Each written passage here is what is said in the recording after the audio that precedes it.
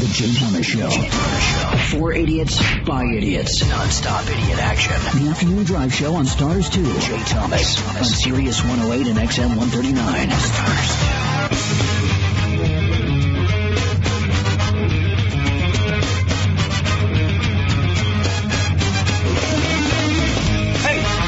The Jay Thomas Show is back on the radio. I'm coming to you from, it is really awful in California. Mudslides and the whole thing. Madison is in the studio today. I just stopped by for a minute to challenge you on something. Shuli will be here in a few moments. And, of course, you can get in at 888-410-212. And in a few minutes, we'll be doing something we haven't done in a while called Let's Talk to the New Employee, where we actually meet a new person that's joined the show, find out who they are, how they got into this situation, where they came from, where they were planning on going before the road turned, and they ended up here in the cul-de-sac of the Jay Thomas Show. Cul-de-sac of hell. The cul-de-sac. I don't know what it is, but it's certainly not. You don't move from here. You don't go in this. You can go back out the way you came in. You don't go but you up? Don't. There's no highway. No. There's no exit. There's no, there's not even an off-ramp. It's just you park and that's it. You're here. So, Madison, when are we going to be able to tell people that you were 6 months pregnant and married? What? When are we going to be able to announce that to people? I don't know. That's not why I came in here today. Oh, that isn't? Okay. All right, you know what? I came in to say... No, let's start the show over. That's Can I just say something? I told you my sperm was potent. Was I not telling you that? Yeah, right? I didn't even bang her. We just worked together. Well, I'll tell you what, Shuli, I think about you and maybe at a later date I'll think about Madison. But every day I'm dealing with my kids who, are now 19 and 16. The 19-year-old was home for a month, and he and I battled. There was nothing I could say, from how to cook something to what's with the room, turn these lights off. It was vicious shit that almost turned into fisticuffs. So he's gone. The 16-year-old comes in, and here's all I said. I noticed that you got a C+ in biology, and he's a great student. Yeah. He goes, yeah. I said, you make such great grades. What's the deal? Like that. He goes, what's the deal? What's the deal? You're pushing me. I know you want me to be a doctor or something, but maybe I can't make it. Okay? Jeez. I go, no. He went all Denzel on Oh, my God. I know what you meant. I'm taking the highest class. Oh, look, it was huge. So he left the room. I turned to my wife and I said, what was that? She said, you can't say anything to them. I go, why not? She goes, because there are these ages where you can't say anything to them. I said, my father would have gotten up from the table and beaten the cold living shit out of me just now. Mm-hmm. She says, well, would it have helped? Did it help you? I go, no, probably not. And so you just have to and then your poor wife, and Madison knows this too, when that daughter is about 14 or 15, Shuli, apparently it's terrible. It's very bad. This is my fear. When you have a boy, you worry about one penis. When you have a girl, you worry about all penises. True that. That's very true. True that. That's very true. That's why I'm raising her a lesbian as soon as she's born. Me too. She's gonna give birth at Lilith Fair.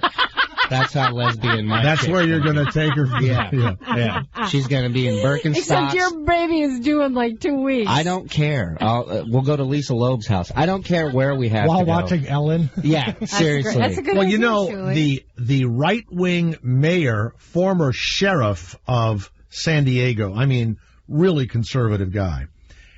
He goes to Sacramento. They're having a trial on this Proposition 8, whether to allow, gays to marry, right?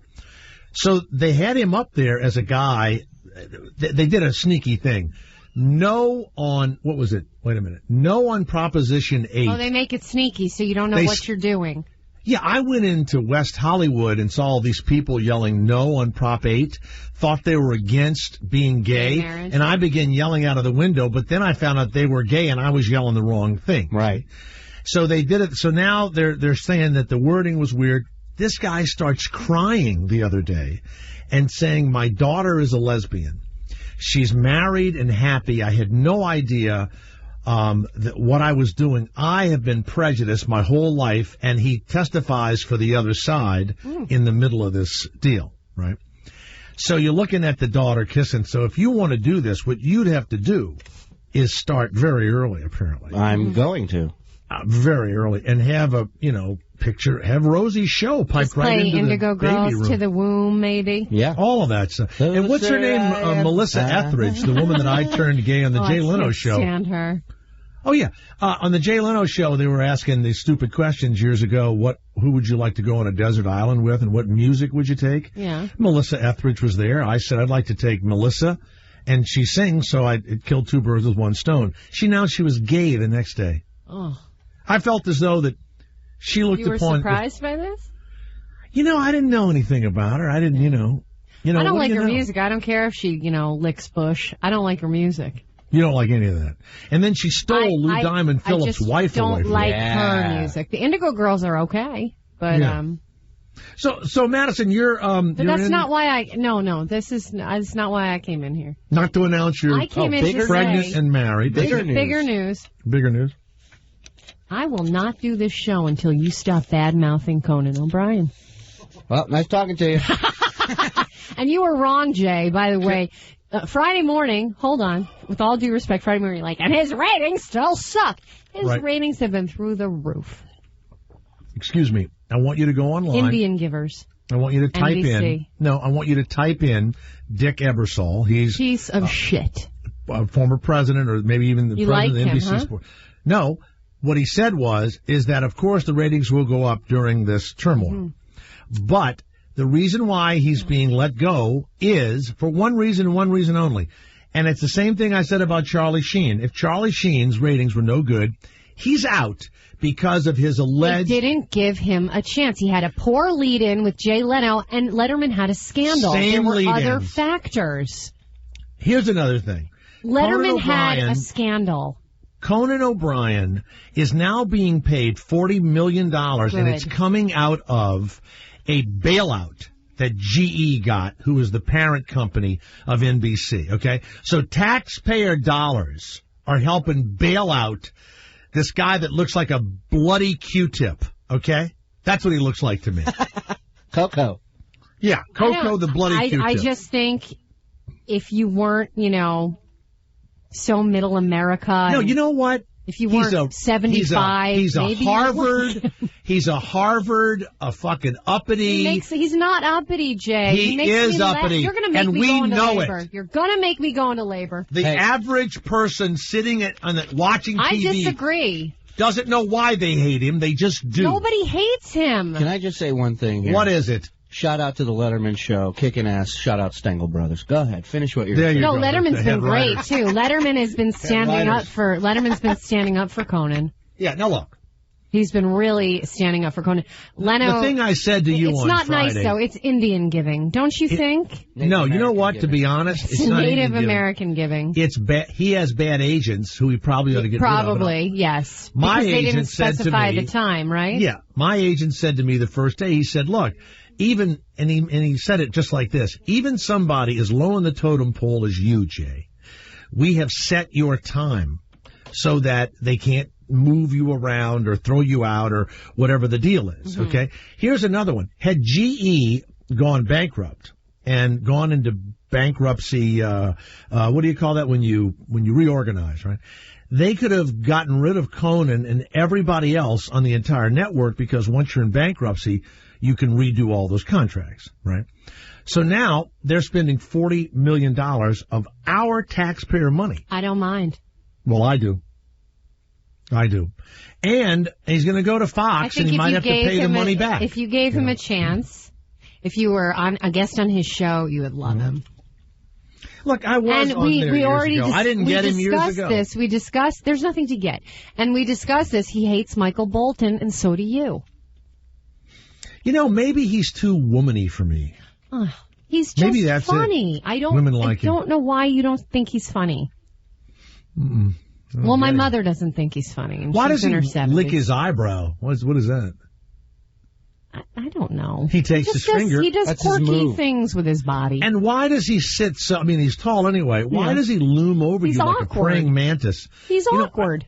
I read an article self-deprecating. the other day that a praying mantis, I didn't know this about them, they wait by a hummingbird feeder, right? And when the hummingbird comes by, the praying mantis grabs the hummingbird, this seems impossible, and sucks the hummingbird's insides out. Aww. And then lets the wilted, dehydrated carcass fall to the ground underneath the feeder. That's who Conan O'Brien reminds me of, is a praying mantis. Well, soon he'll remind you of the lifeless hummingbird. That's right. You're just upsetting me. You know what's amazing to me? It's so much money. It's so silly. They're so rich. I hate when multimillionaires, argue and have to explain themselves. Do you have I don't Jay think it Leno? has anything to do with the money. Jay I really Leno don't. explained the whole thing. He just wasn't given a the chance. other night. By the way, we're going to mention this one more time today, and then we're done. With Conan? Jay Leno explains. So I can work on the show then. Jay Leno explains what happened. This is not a joke. He took time out of his busy night to tell everybody this story. Yeah, that's not it. Who was that, him or Shuley? That was me. That's Shirley. Sitting right next to me, and I didn't see That's him not him mouthing. either. That's not him either. Well, the program needs to load up for a second. Here it is. You know what? I visited someone the other day. Why do we have... We're the only studio with non-immediate action. Dunk. Did that little dunk mean something just now? Does that surprise Yeah, you? that Look, you means know one what of the that was? gerbils fell off the wheel. It's That was a hummingbird hitting the ground. A little hummingbird. So that's all that the praying mantis eats is just hummingbird? It's just No, a diet I of didn't- hummingbird? I have to tell...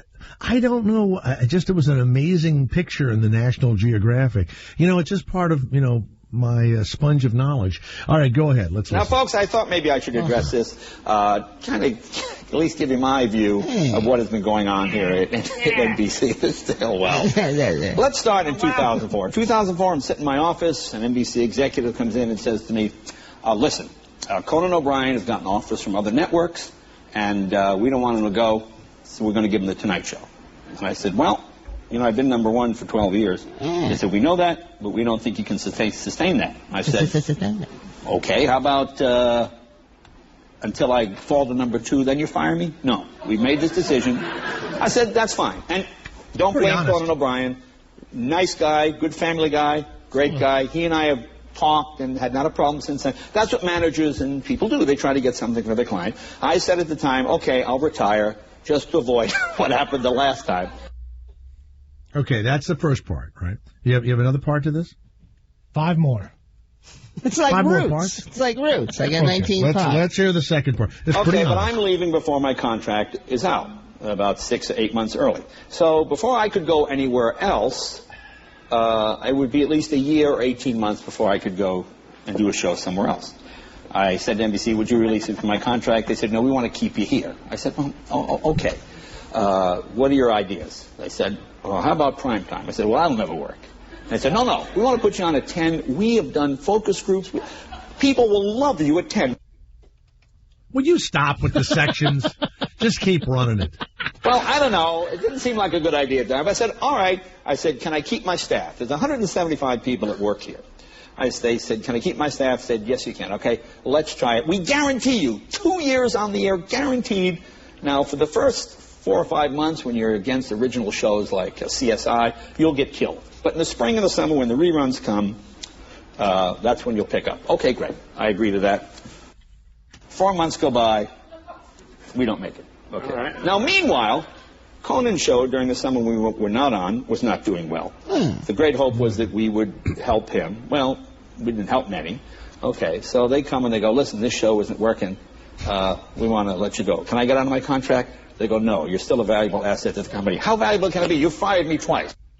They then say the affiliates are not happy. The affiliates are one that own the TV station. They're the ones that sort of make the decision. They're not happy with your performance, and Conan is not doing well. Thank God. 11:30.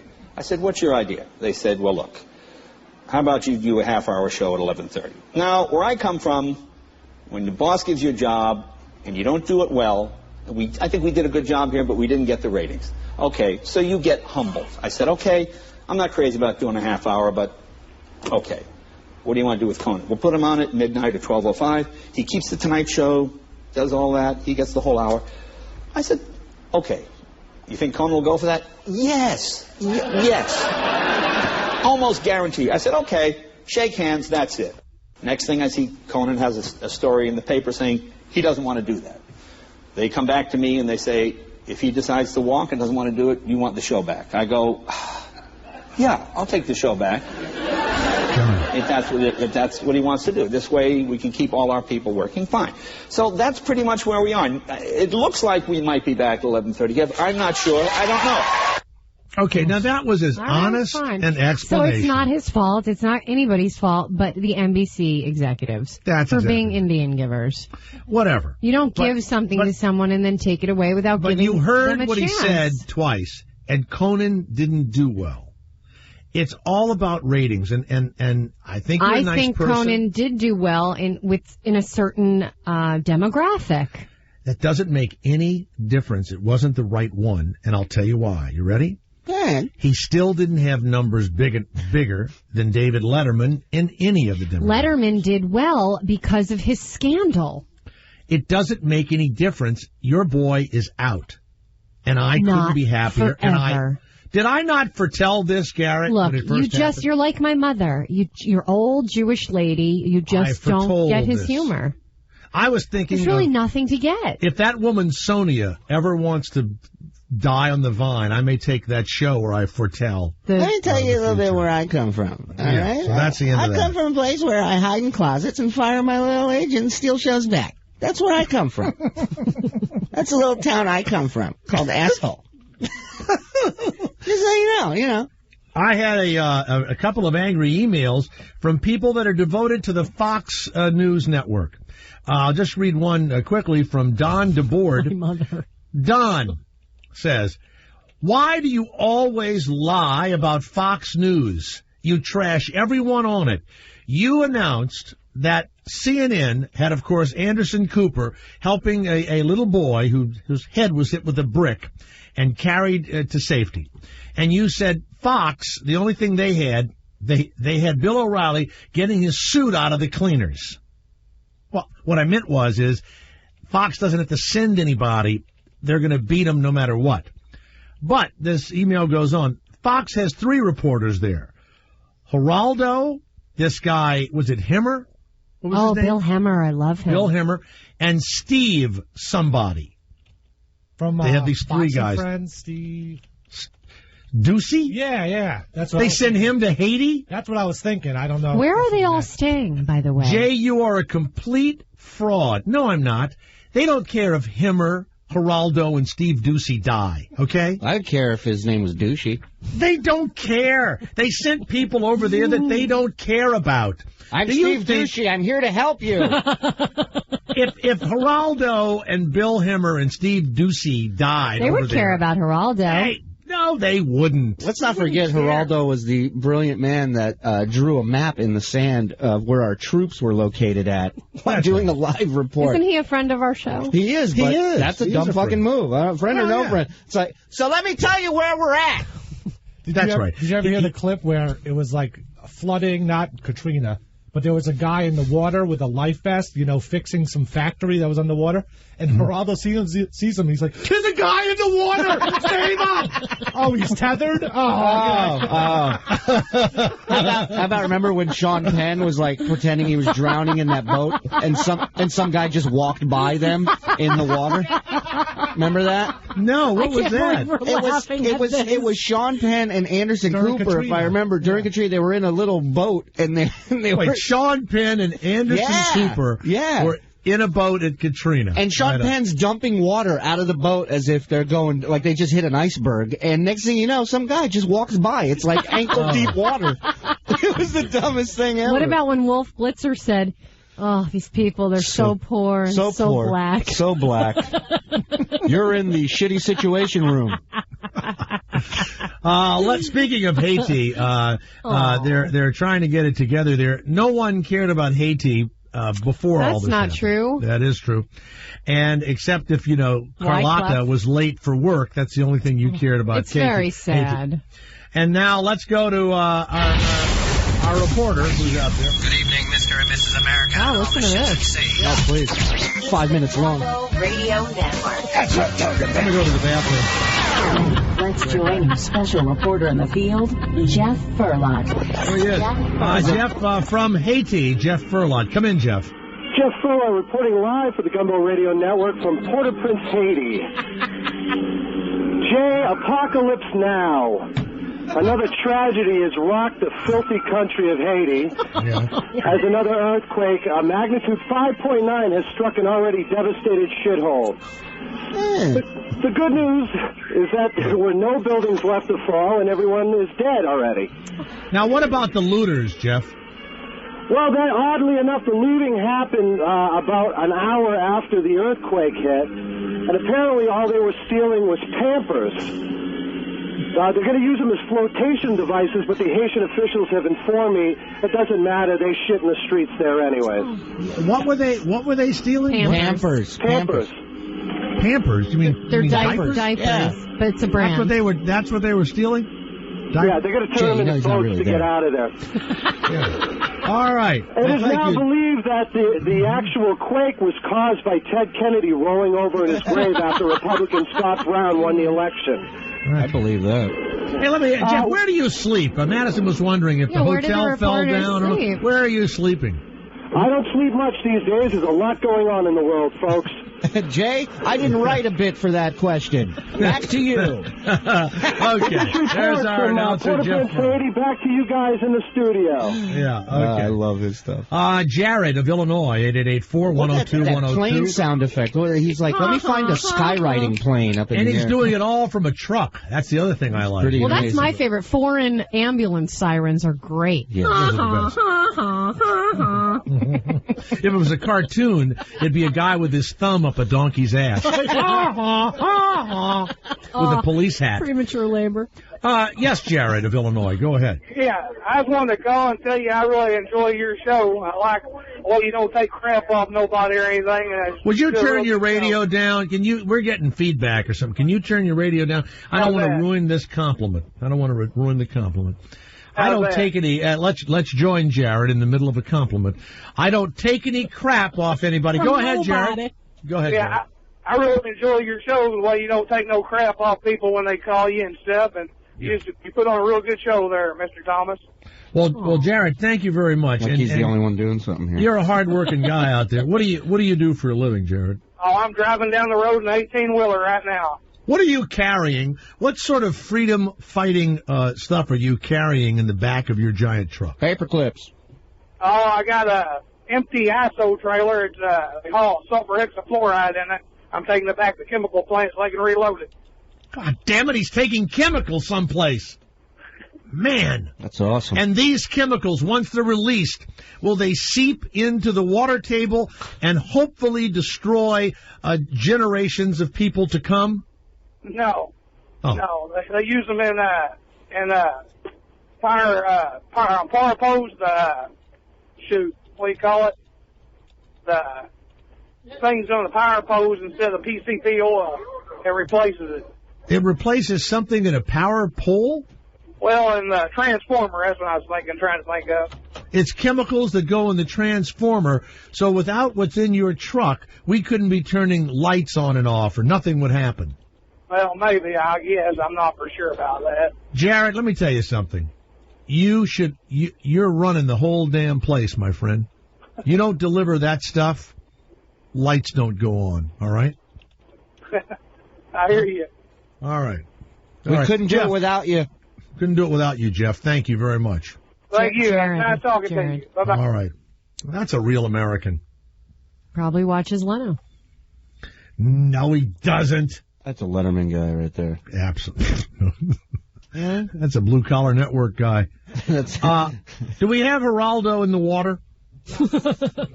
Let's listen. Let's go back. For the U.S. Army Corps of Engineers, that to the right of the tugboat is the dock. The dock has been completely inundated. As you can see all along the levee line now, it is beginning to overtop. The wind is driving the water. We haven't seen the worst of the surge yet, but already you can see that there is a tremendous amount of debris. Is that a person? Is that a person in the water? Uh-oh. Can you see right in the edge there? Oh, it looks like a person. Is that a person? Can you zoom in on that? God, it's a person. It is a person. Oh, no. It's a person there along the wall, along the garage wall. Do you see right there? It's a person. There's a person stranded. There's a person stranded. There's a person stranded. I'm telling the cops here. Quick, guys. There's a person in the water there. Right there, a person in a life jacket. You see him?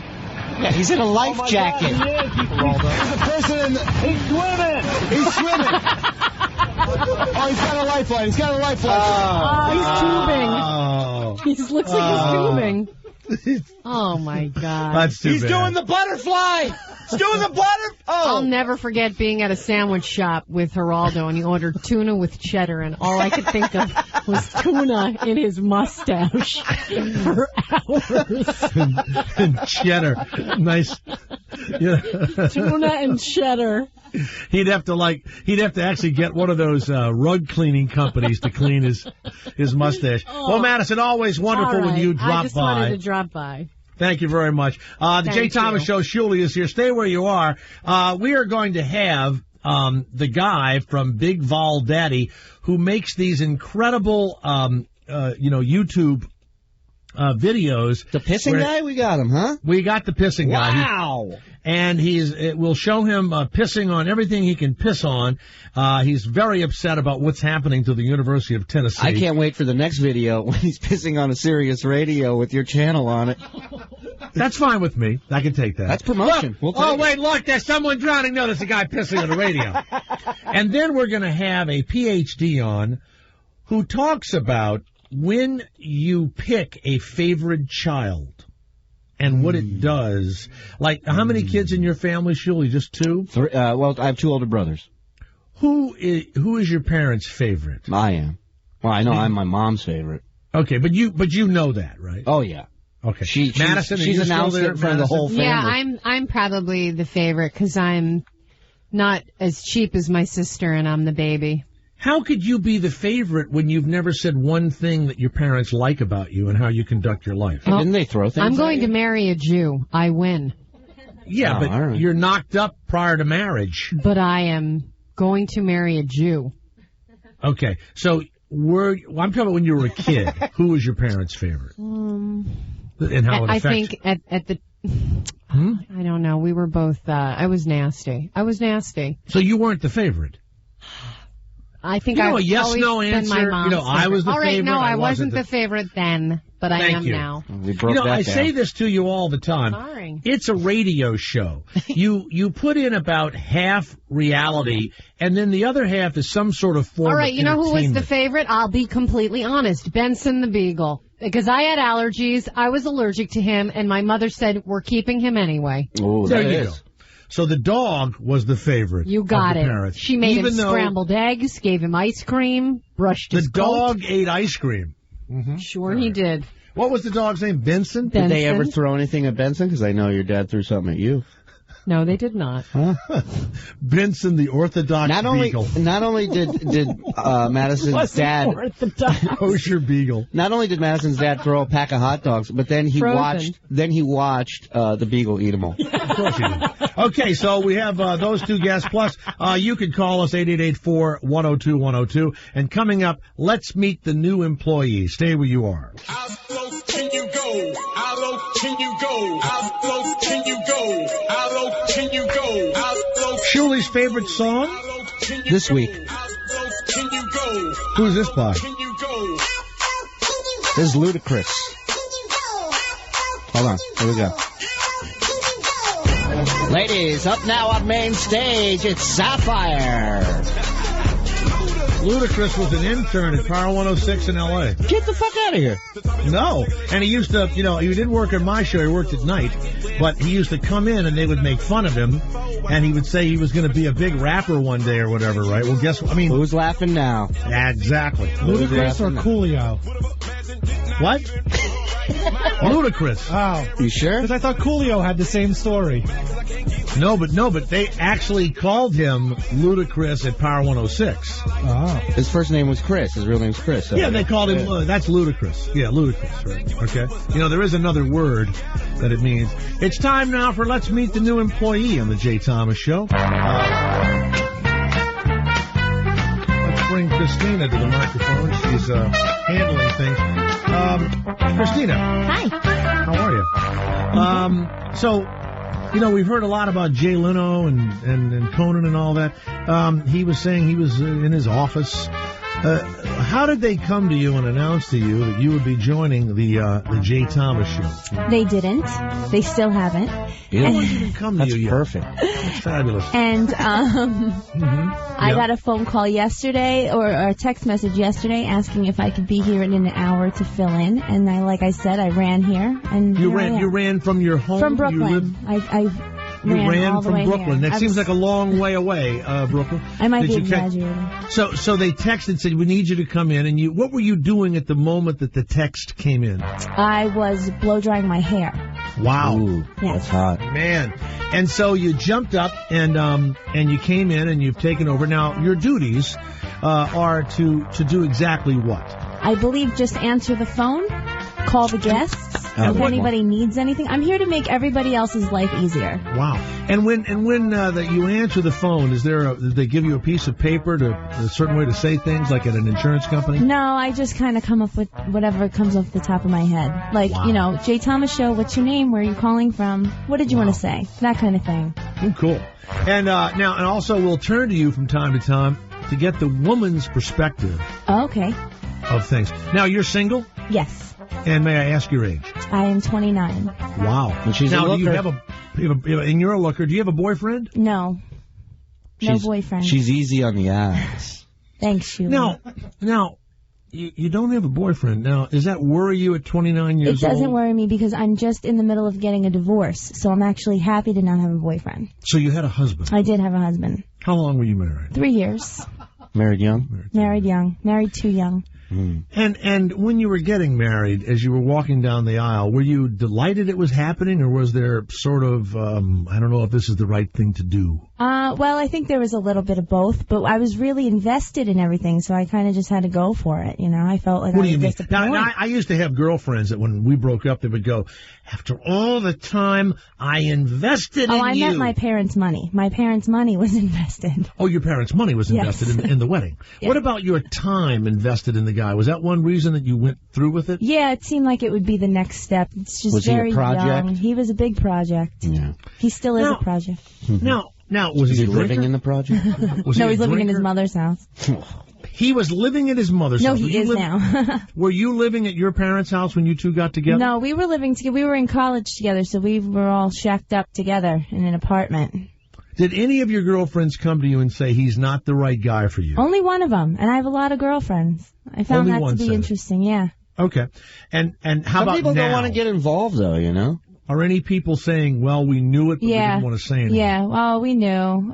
No, something was up. You just weren't, it didn't look like you liked him very much. Breakups are tricky, though, because you break up with somebody, you talk mad shit about him, and then a week later, and all your friends agree with you, and then a week later you're back together, and they're like, yeah, no, he is great for you. My friend, happened to me and my friend, and now she's marrying him, and I'm a bridesmaid, and I feel bad because I said all this bad shit about him. You said bad stuff about a guy, and she's marrying him. Yeah, now she's marrying him. They were broken up at the time.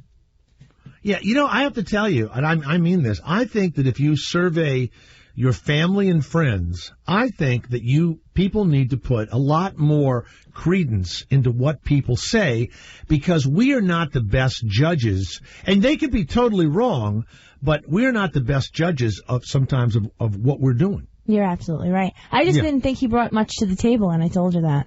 But now, I mean, she still asked me to be in her wedding, so I guess she doesn't care that much that the boyfriend that this other woman is marrying. Yeah. Now, this is a breakup. You're young. There's not a lot of money involved, I would hope. Yeah, no. I'm losing a lot of money, but there's not a lot. You're losing money. Are you paying for the divorce? Well, no, I have nice parents, but my house, I owned a house. I owned, stuff. And he's getting that? Oh, well, we're selling it, but it's not a good time. Did you have the house before you were married? No, we bought it after we were married. Wow. So that you got a lot. You know, this is in New York. You live in New York? I lived in Pennsylvania. I live in New York now. Yeah. You know, New York is kind of an archaic state. I don't know if you know this or not. It's the only state in the Union that still has the no-fault divorce. If your husband beats the crap out of you, if he's an adulterer, if he's bad to the kids, whatever, you can't get a divorce on those grounds. It's no fault. And so it's good you're not getting divorced in New York. Now, have you had to make up things? Did he beat you? Did he yell at you? Because I would make him throw a pack of frozen hot dogs at you. None of that. No, he wasn't. He didn't beat me. If he beat me, he'd be dead. Did you say to him, I believe that, I love you, but I'm not in love with you? Did you say that to him? No, I didn't, but I feel it. But I didn't say. I said. How come every woman feels that? Men don't. Shuli, has that ever happened to you? I love you, but I'm not in love with you. Have you heard that one? I haven't heard that one. I've gotten the "it's not you, it's me" plenty of times, and I've heard that one. I didn't say that either. I don't love you. I love this black guy. I've gotten that a couple times. You heard that one? Yeah. Were you in the room when I? No, I'm just kidding. So now, during your marriage, everybody wants to make it out to be, something awful. Was there adultery involved? No, there wasn't. There was. I guess he was unsupportive of my dreams of following my dreams of radio, coming to New York City, and. So you had a dream. I had a dream, like Martin. And just like a ship in the night, unfortunately, an anchor was attached to that ship. That's right. Now. That's my next question. Your dream is to be in radio. You have a fabulous voice, by the way. Thank I see you. no reason. And hopefully, during your tenure here on the Jay Thomas Show, we will mold you into the image that I believe every broadcaster should be molded into. And there's a long line of people who have come into this room, nothing, and walked out like Lou Pellegrino. Do people speak of him in the halls after his training at the Jay Thomas Show? Oh, yeah. He's well liked here. Yeah, Lou Pellegrino. Who else, Garrett, was trained and then sent on their way to be a success? The beautiful Julia Switzer. Julia Switzer. And that's it. That's it. Well, now there's Madison. There's Shuli. They're still in training. Now, Rob from Delaware University. That's right, Rob. Big Rob Marshall. Yeah, he's Big like Rob a Marshall PD or something now. Program director somewhere, absolutely. And he still looks like he sells weed for a living. I mean, I don't know how the guy pulled it off. Now, he looks like the guy from Blindside. That's who he looks like. Now, Christina, education's very important. Where did you go to college? I went to East Stroudsburg University in Pennsylvania. Right. And your degree? Hotel, restaurant, and tourism management.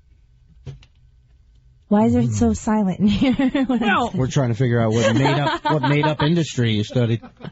I guess what's funny about that degree Dragon is slaying and invisibility. That's my dad told me, major. he said, Christina, I don't care if you get a diploma in basket weaving. Just go to college. Yeah, but you know what? I mean, when you... give me the name of the degree again. Give me the entire name. Hotel, restaurant, and tourism management. Okay. Now, I'm sure that there are books to be done, and there's economic stuff. You learn how to run the cash register, how to run a credit card housekeeping class. The housekeeping class. Now, what did you learn in the housekeeping class? We learned that those blankets that are laid over the beds are there for quite some time. They don't wash those every day, so you should never sleep under them. Yeah, never lay on top of them. Never, either. ever. Yeah. First thing I do, she'll load right on it. As soon as I get in the room. So they taught you not to sleep on a blanket. Well, we bed. learned just their laundry schedule and how much did that cost your parents? You learned the laundry schedule. Well, yeah, Did you learn how to make the bed properly? No, it was nothing hands-on like that. There was just a textbook. The textbook was divided into two sections. One was housekeeping. The other was like a front desk and the back of the house kind of thing. It was basically the operations of a hotel. This is a 4-year degree. This is a 4-year degree. It costs a lot of money. So you went 4 years to East Stroudsburg State University, whatever it is. Yes. It's a private school? No. It's a public school. Yeah. And you learned hotel restaurant management. Yes, I right? did. Okay. Now let's go to the restaurant. Okay. You don't cook. I mean, you're not the chef, so it's not a chef school. In the restaurant, did you learn how to hold a number of menus and seat people? Yeah, well, we had a whole working restaurant in our college, so we all worked. One of our classes was we had to operate the restaurant, everything from start to finish. Wow. So every week we would have a different role. so I know how to do anything in the restaurant business. Anything you can do. And then you know how to seat people, you know how to manage people, you know how to put a schedule together. 4 years of that. Exactly. Shuli, it sounds like she is got the perfect education for radio. I got a lot of education. people on my fan page here that want to know what you look like. So could you describe yourself to some of these horny dudes? Well, why don't you put your picture at jthomas.com, and if you really don't look good, put somebody else's picture. Okay. Hey, this chick looks like Garrett. Yeah. Now, we have a babe of the day. This is not going to be Christina. So, have you been throwing yourself over the bed and crying over the failure of your marriage? Not at all. I've been dancing in the streets. You've been dancing in the streets. Yes. And the poor husband, did he beg you to stay with him? Why are you leaving well, me? he was angry at first, and he was like, why can't we work on it? And I said, because I've been working on it for long enough, and it just doesn't seem to be working. Did you go to therapy, did you? No therapy. I feel like it just didn't work out, so why waste? I know it's not going to work out. There's nothing that's going to bring it back. He sits on the couch all the time, watches sports and drinks beer, and that's all he wants to do. So why should I? Now, what did he do before you were married, in his defense? He was much more fun. Like, he would want to go out and be social and stuff, and then after a while, he didn't want to be so social. Well, he got you. What's the point? Yeah, well, you know what? We're young, we don't have kids. Right. What's the point in showing you off when you could just stay home? There's a lot to that, because these guys, were running around. Nice-looking fellow, was he? Good-looking? Yeah, I mean, the biggest thing that I was upset about was that he was very unsupportive of my dreams, but I was always very supportive of his. So, right. and now, I mean, what was his dream? He was in to drink beer, exactly. Watch sports. But he's in like the pharmaceutical industry and stuff, and he's a drug dealer. All of that stuff that he would talk about with me went right over my head, and I still tried to make the effort. And when I gave him, CDs and stuff of stuff that I've done here, and it sat on the kitchen table for 3 weeks. I was like, fuck this guy. Yeah, I mean, you're driving to work every day, you can listen. But one of the things my wife loved when we first started dating is I would send her stuff that I was working on here, and she loved it. And she wasn't a huge fan of the show. Like, she didn't know anything about the show, and she liked that. Yeah, what's funny is listen, not all of us keep our wives in a dark room with no lights, with no chance of listening to anything. Jay Thomas. My wife has never ever heard my show. Of course not. She's got duct tape on her ankles right now. Yeah, I mean, so I have a whole different relationship. But then I was further along in my career when I stopped at number 3, which is my lucky number, by the way.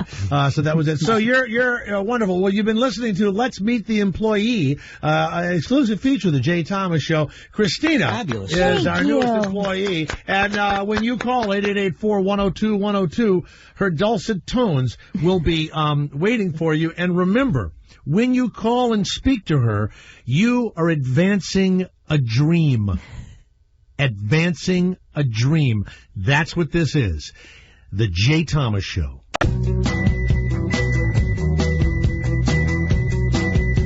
Absolutely, jthomas.com is available for you to send me little messages and stuff. And also, what I'm about to do is to download there, and you'll be able to just, there are a lot of folks who go, who is he, who are you? We still get all that stuff, surely. And you'll be able to see little snippets of the Jay Thomas career, acting stuff, television stuff, and all of that. By the way, in Massachusetts, a Republican has been elected in the seat that Kennedy ran for years. The Kennedy family had it forever and ever, right? And this guy Brown took it over. And I said yesterday that this woman Coakley, what was stupid about him, they should have grabbed any Kennedy to run. There was a Kennedy in the race. Did you know that? No. Some guy named Joseph L. Kennedy, who isn't related to the Kennedys. Smart.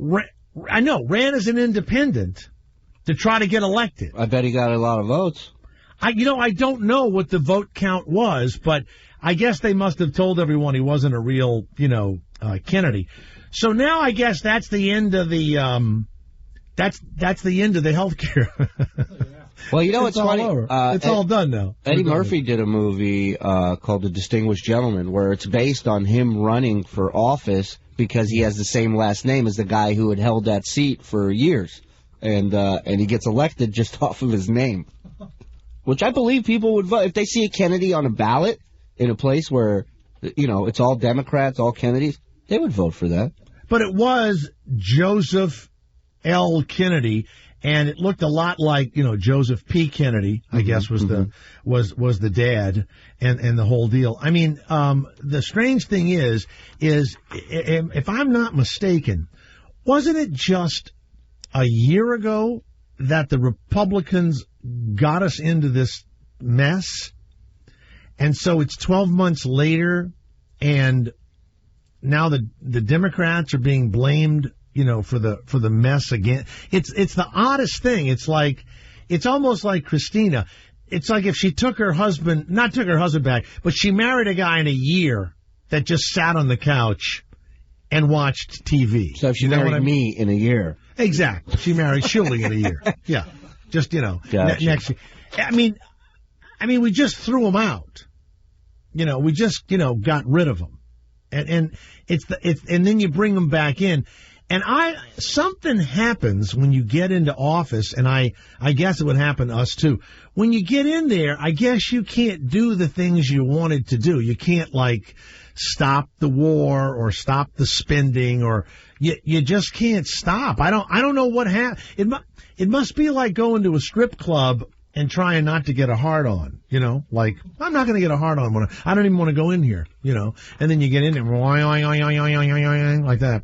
By the way, they have now signed that bill legalizing medical marijuana in the state of New Jersey. So you just go over there, Shuley, and you have to be either terminally ill or you watch Jersey Shore, and you can get the thing. So if you live in New Jersey.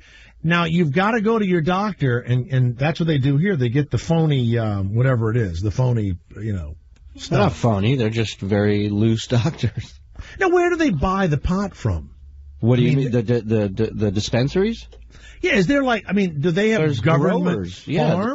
Well, I don't know that they're government farms, but they've got to be sanctioned by somebody to grow the pot. Yeah. Okay, hold on. Where are they? Where would they be?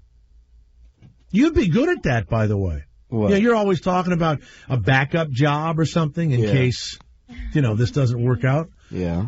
Would you and your wife move maybe an hour or two outside of New York someplace, and you would become a legal in a second? No, you would, wouldn't you? In a second. Come to Shuley's shop. Come to the Shuley's I'm not joking. Shop. You want to look into it because... I'm Googling as we speak. No, but no one talks about it, I don't know where the legalized pot... They just came out with a strain named after me in L.A. This guy called me. It's called Shuley Kush.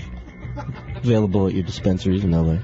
I would maybe be a little more, business-like. Did you get some of it? No. About it, I don't partake in that stuff. I just lend my name out. All right. Is that good, Jay? No, that's fine. Yeah. Whatever you do, don't get any money for it because that's how we're taught here. Yes. Work real hard and get no money and lose your gig. Exactly. Okay. It's the Jay Thomas Show where we celebrate our new employee, Christina, and we are not going anyplace. The man that pees on...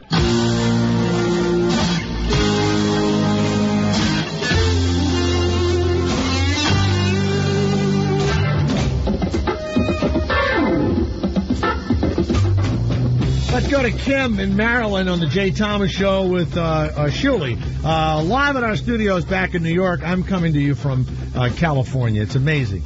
And we all sound like we're in the same room. How do we do it? Hello? Are you asking me? No, that's a dramatic pause.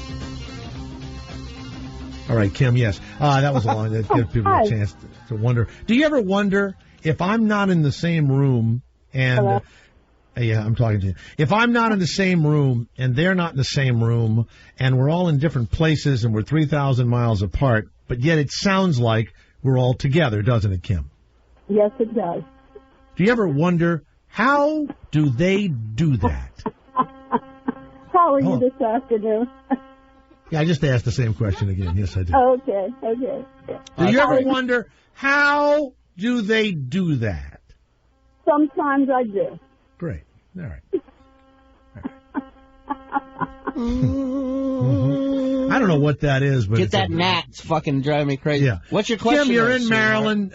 You've taken time out of your busy day. I'm sure that you're doing. What were you doing right before you dialed the phone? Oh, I was in my car and I pulled over. What caught my attention was your comment about how we have conveniently forgotten that the Republicans got us in this mess. Yes, that's exactly right. 1 year ago, we were yelling that they were terrible, and we put all the other idiots in, and now we're putting the other idiots back in again. That's right. Well, I live about 20 minutes from Capitol Hill, and Yes. Does that make you an expert? Is that like Sarah Palin? She lives like a half an hour from the Balkans, the Baltic Sea or whatever, and she knows all about Russia and all of that. What another idiot! But I watch the Sunday news shows, and people on the Democratic side will point out, well, Bush got us in this mess. Oh no, let's not think about the past. We have to move forward. And I'm like, but you got us in this mess. So it's very frustrating. You know what I liked about what she just did? She said something and then did a dramatic pause like I did. She said, you got us in this mess, and it was dead silence. That buzzing, I'm waiting for my head to explode like scanners. You can't stand that? Can't stand that buzzing? I love it. So, Kim, are you a Democrat? Oh, definitely, yes. Well, I will tell you something. Can I be honest with you? I don't know why this guy wanted to be president so badly. I mean, it would be like literally dating a Kardashian, okay? It's like, they're full of crap. They're nothing but trouble. And they were in a porno. You're going to have to deal with, the guy that looks like a woman, the Olympic guy. Oh, Bruce. You got to look at Bruce, Jenner, right? And what's his son's name? What is it? Gunnar Jenner? Brody Jenner and all that. And yet you still, marry one of them. It's the oddest thing. It's like, why would you want to be a part of the mess? And then when you get in, you do the thing that everybody hates. You spend all this money and you start helping poor people, which nobody likes. And it's odd to me. It's like, I thought maybe what would be kind of fun is if he got in and he let all the bastards go to hell and he pulled the troops out of, Iraq and Afghanistan and said, screw you. It's really odd to me, and I said this earlier, when you get in there, you never do the stuff that you said you were going to do. So I blame this also on Barack Obama. Well, I think, too, my feeling is if the president has term limits, I think everyone else on the Hill should have term limits because basically all they're doing now is fighting. Yeah, but you're going to get the same people. I don't like term limits. I don't like all that. Well, I have term limits. It doesn't. You know what, Shirley? Term limits don't work over here either, okay? Yeah. No, they don't. Well, no, I don't like the term limits. Well, I just wanted to say before I go, you are in one of my favorite movies, Mr. Holland's Opus. Well, thank you very much. And, thank you, and by the way, anybody that lives 20 minutes from Capitol Hill, call me anytime because I'll tell you right now, you know more about it than we do just by proximity alone. Okay? All right? You have a blessed day. Don't try and run my life for me, okay, Kim? Oh, okay. All right, thank you. I don't need anyone wishing me luck, have a blessed day, and all of that nonsense. May the Lord be with you. I don't need it. I don't need it. You know what I say to people sometimes, Shuli? I wish you all the luck I wish myself. Ouch. Thank you.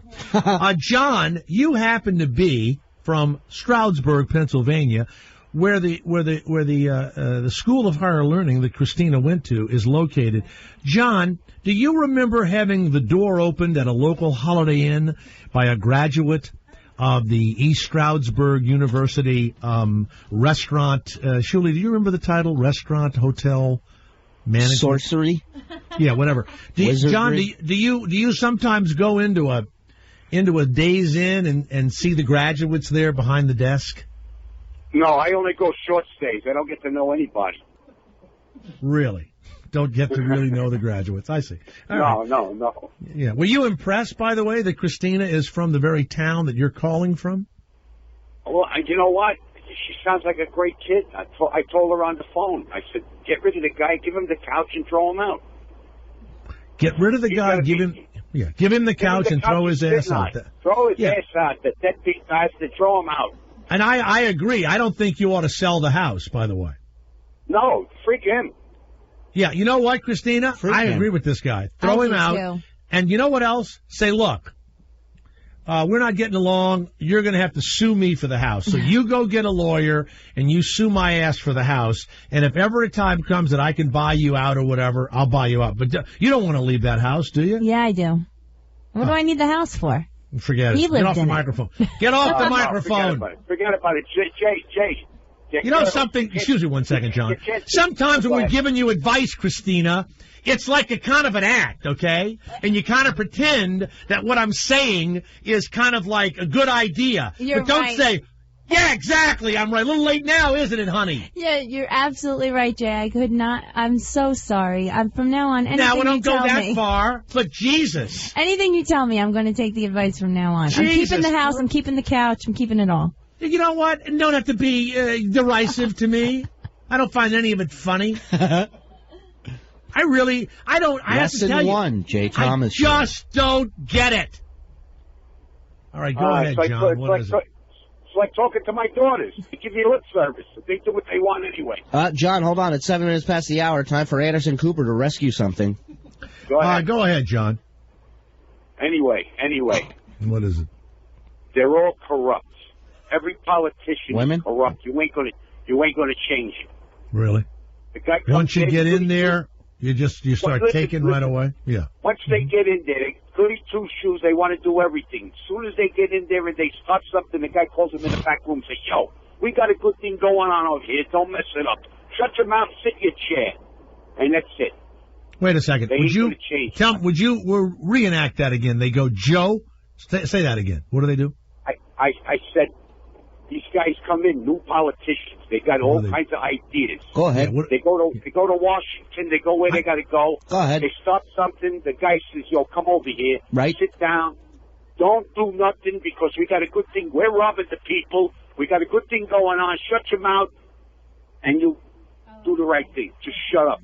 So they pull you in the back. Now, who do you think the people are that pull them in the back? You think it's the other? All these old type. It's not Democrat, Republican. It's all these old-time politicians. They know they got a good. It's a cash cow. They get on a committee. Who's going to pay me? Give me the envelope, and we'll pass what you want. The hell with the people envelopes. That we represent. There's apparently some cattle involved in an envelope when you go into Congress. Yeah. I've been around a long time. So have you. Have you ever seen a change for mankind? Do they ever do anything for us? No. I'm still waiting.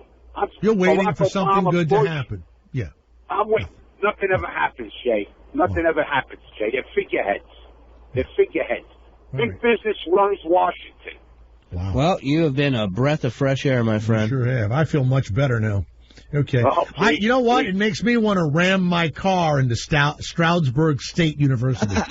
Just get my car, and I want to fill it. You know what I'm going to fill it with? Toilet tissue and stuff from the front desk, and just ram it into the front of the school. You know? I'm on Route 78. I'm driving my truck. I'm on my way home. We're going to fill it with those little bitty bars of soap, Jay.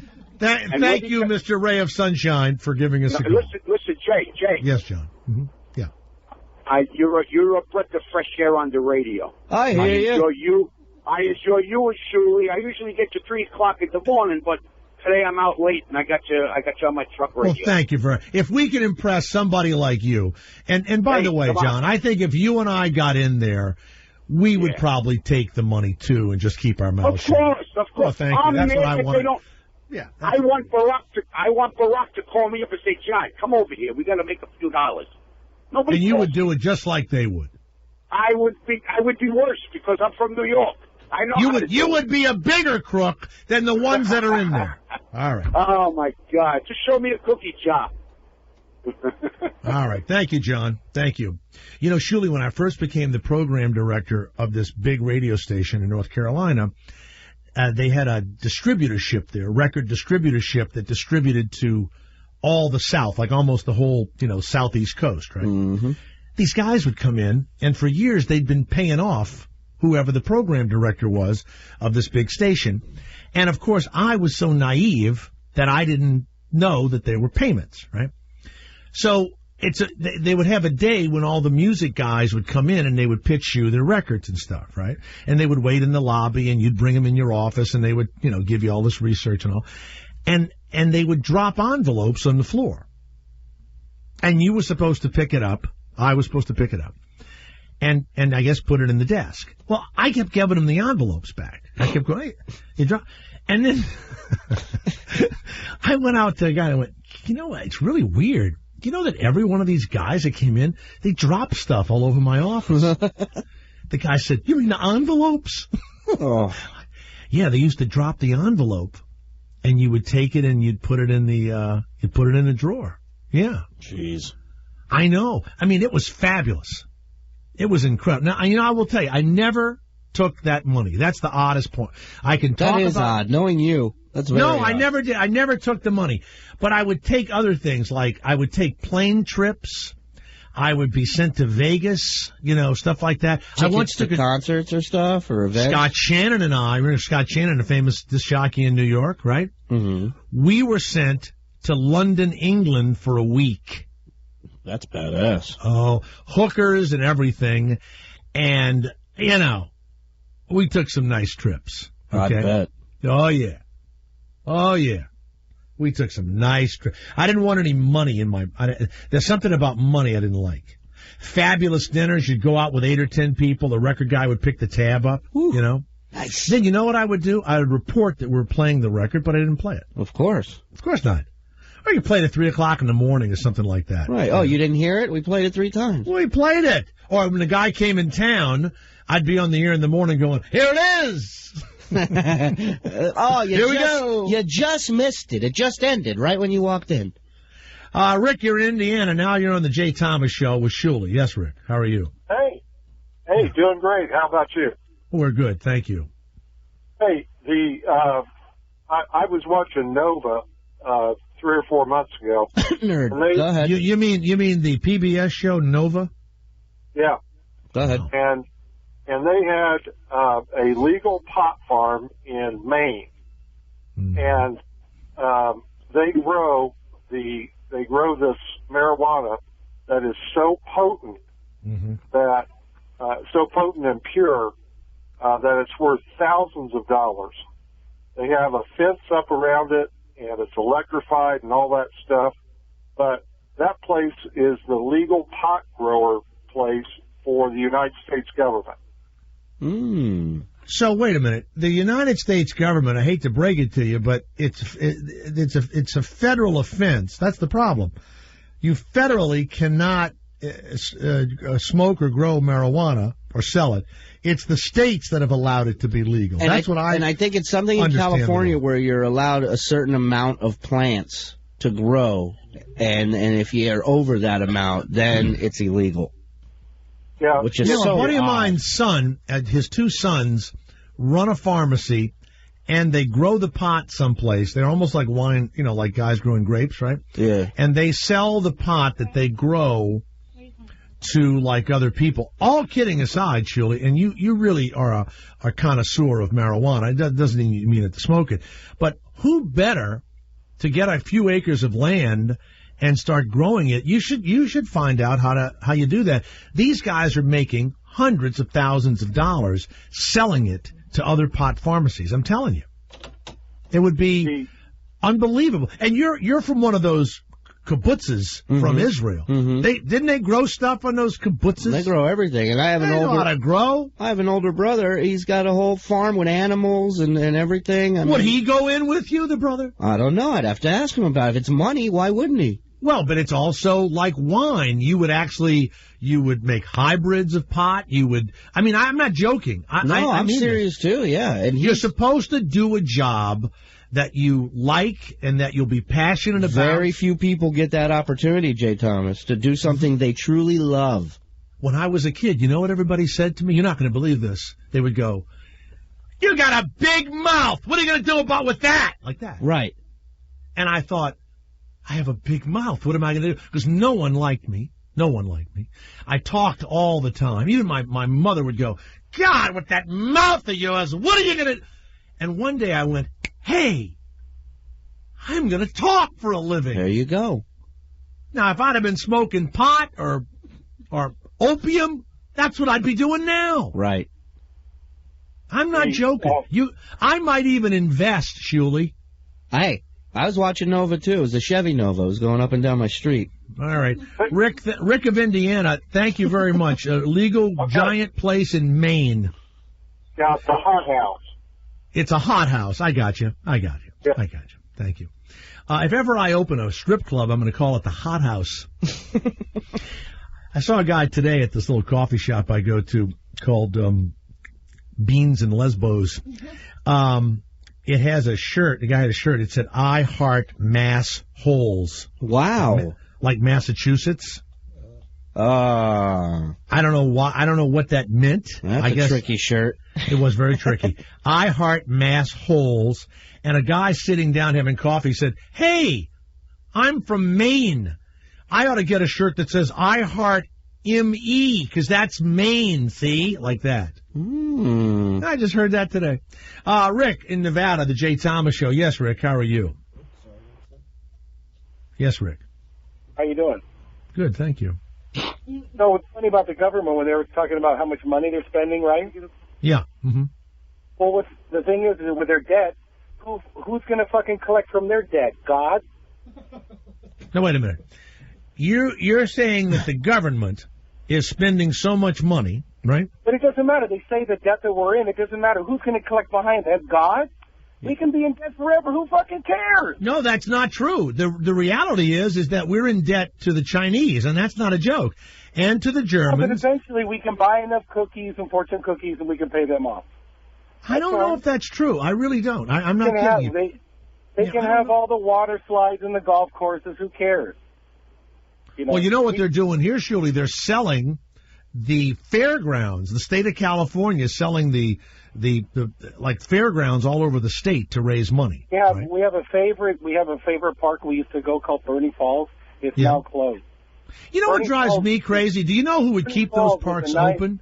You know, all of these corporate... Their own community will be able to run their own parks everywhere. No. Coca-Cola, General Motors, any of the beer companies, they've all offered to keep every national park open. And all they want to do is have a sign when you come in, okay? And here's another sign.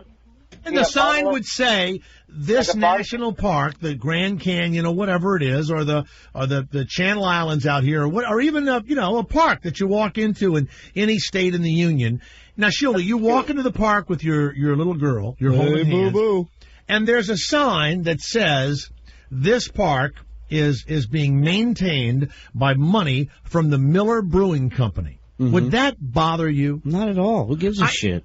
Exactly, and I think that 99.9% of the people don't care, and yet there's some little tiny group. There's a group here that doesn't want to pay $5 to get into the park, and if they just charge $5, they can keep the park clean.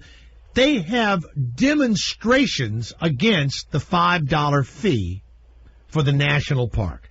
And they don't want any sign, not one sign, not even a little, like a pretty sign, nothing. Well, L.A. was the same place that when they changed the original place where the Lakers played, the Forum, then they made it the Great Western Forum. People bitched about that. Then they made it the Staples Center, and they bitched about that. Just a name. Who gives a shit? That's where we're at this day and age. That's it. If the devil himself came down and said, would you call this the Beelzebub show? Yeah. Fuck yeah. In a minute. This show is brought to you by the devil. We are into evil. You think we'd be the first to call this show that? I don't think so. But and it's up to you whether you want to go drink the beer, be evil, go to Staples. By the way, I think that ads mean absolutely nothing. You could call it the Staples Center or Qualcomm Stadium, which is...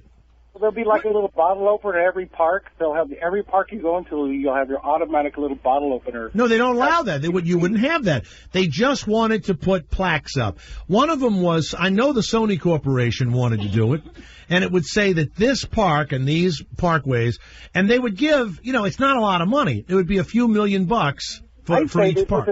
the Swedish girls that have been missing for so long?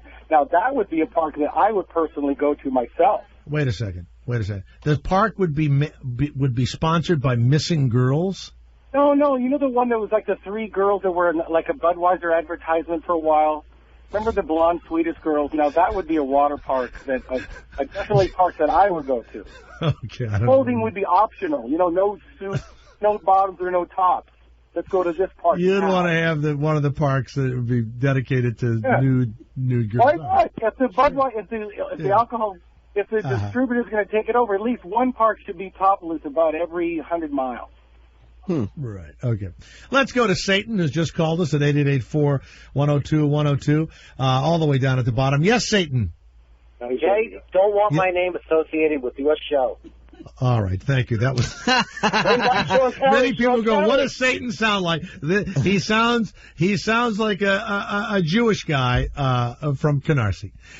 David, South Carolina. Yes, sir. Go ahead. Hey, Jay, what's going on? It's great being a guest speaker here at the J. Thomas School of Broadcasting. Well, thank you. Didn't get a syllabus or anything, so I'm just going to wing it.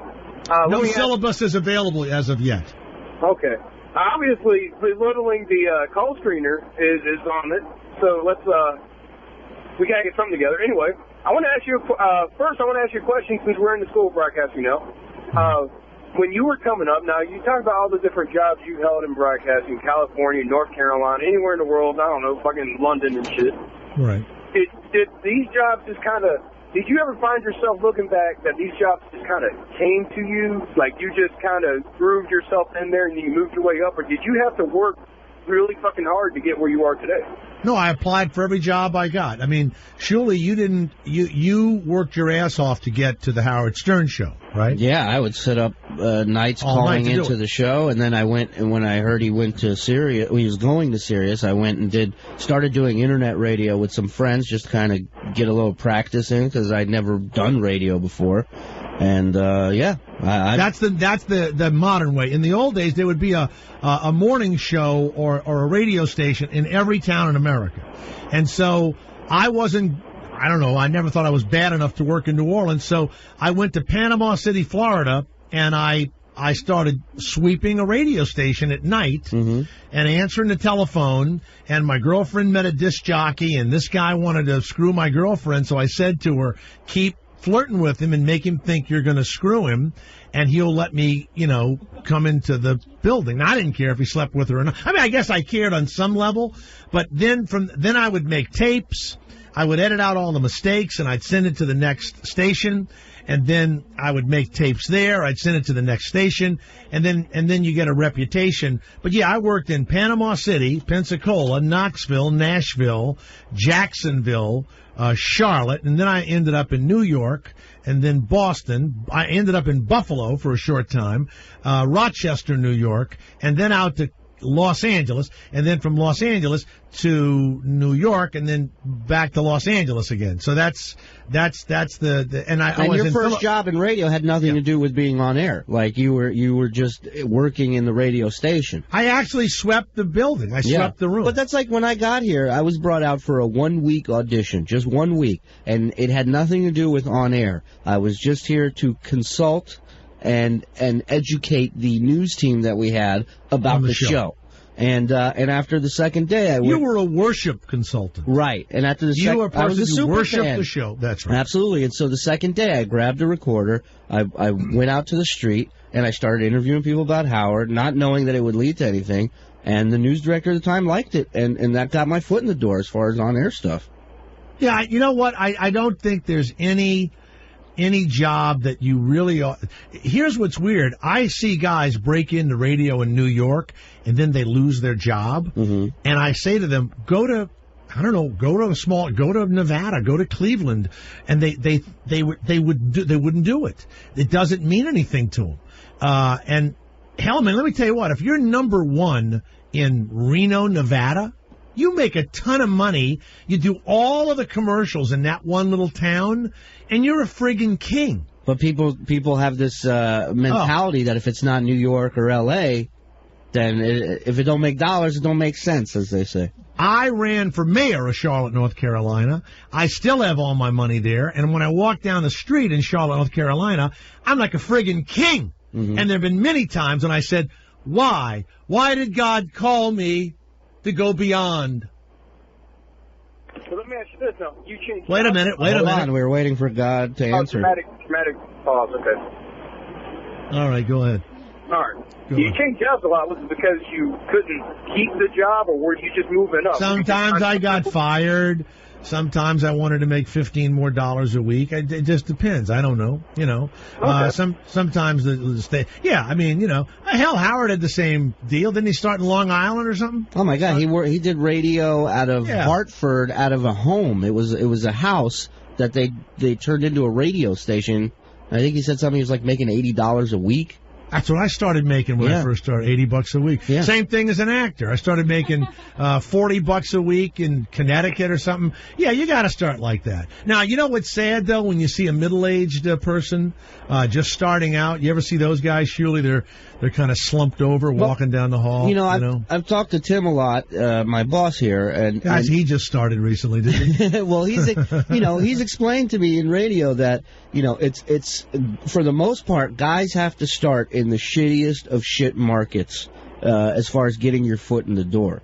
So, the fact that I'm here doing this with the experience of radio that I have is amazing to me. Well, wait a minute. Your voice doesn't get old. Whereas an actor, hell, I see myself on TV. I look like my Uncle Gus. Right. But as your voice, how about that old fart? What's his name? Page 2. What was that idiot's name? Paul Harvey, good day. That old guy. Paul Harvey. He broadcasted, he died on the air. Yeah. Like 100 years old, that old fart. Jesus Christ. Now let's all right. You know what? You've been on too long. Oh, Christ, okay. you're longer than my career. All right, thanks. Let's go to Tim of Cincinnati. Yes, Tim, the Jay Thomas Show. In the Natty. Jay. Yes. Hey, how come on TV shows the streets are always wet? Because, and they also do it for photographs. And the next time you look in the real estate section, when you see a house that's being photographed, you'll see that they wet the driveway. What it does is it adds depth to the picture, and it also puts a shine on the street, because if you have just a flat black or a flat gray area, it doesn't have any contrast between the building and the street. It looks as dry as the street is. It's like lip gloss on a woman's lips. Sets her lips apart from the rest of her face without you actually. Yeah. Right. On the TV shows, they're actually spraying the streets down then, right? Oh, absolutely. There's a guy that sprays the streets down. Now, if the director wants that, let me tell you something else that they do. They always put a little smoke in the room. Did you know that? No. Why did they do that? Because there's always kind of a haze in, like, they don't do it as much anymore, surely, because actors actually revolted against it and said they were going to get, like, I don't know what, something or other. But they would take beeswax, and they would, if you're ever doing a beer commercial or anything about a bar, or you ever see a fight movie and you always see the haze, even though people don't smoke anymore? Mm-hmm. There's always a haze that comes up from the floor. Those are smoke machines. So they add a little smoke to a lot of scenes, and that adds contrast and a little, dark. They'll do it in cowboy movies also. When the guy goes in the bar, they'll have smoke machines going. Yeah, that's what they do. All right. Okay, I was wondering if I was imagining it or not. Yeah, no, it's magic. Okay, thanks. All part of the magic. Wow, I cannot believe that call weirded me out more than any call. Well, are you amazed how I answered it so quickly? The fact that you didn't stop, like you stop when somebody burps in the middle of a call and analyze it. The fact that this guy out of the blue, not like we were talking about movies and streets and wedding. This guy out of the blue calls up, hey, you're at an information desk, like in the movie Airplane, when they walk up and they go, what's the fastest animal in the world? The guy just walks up with the most random question and goes, hey, why are the streets wet? Remember when I asked for God to call? Oh. That could have been him.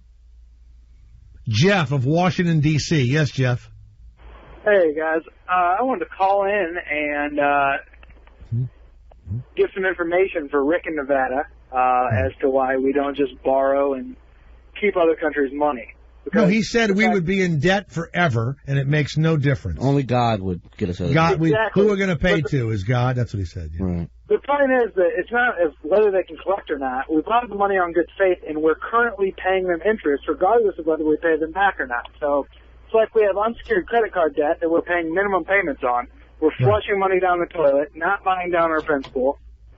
I'm not even conservative. I'm not, I like the government, but I'm just. You like the government? You do like the government. I do. I like to have large government to protect the people. But the point is, you live in Washington, D.C. You live. Now, we had a woman that was 20 minutes away. You live right in the middle of Washington, and you like the government. Yeah. Wow. I don't like the traffic. Apparently, but, Shuli, when you get closer to the White House, you like it better. Well, That's Secret what's amazing Service about is just a hop, skip, and jump away. Well, the guy from Nevada didn't like the government, right? He was a long way away. Like, Ask him if he 1,800 likes casinos. Watch what he I says. think he'll probably say yes. Yeah. That's the problem. Like if you live near a river, guys. you probably love the river. But when you live a long way away from the river, you don't like the river. This is amazing to me. You live in Washington, D.C. Say it again. You like the government. I love the government. Gosh, geez, he loves the government. Okay. All right. All right, I got one more thing for you guys real quick. You're talking about... You want to know what a gaffer is? Go ahead. A dramatic pause. Go ahead, Jeff.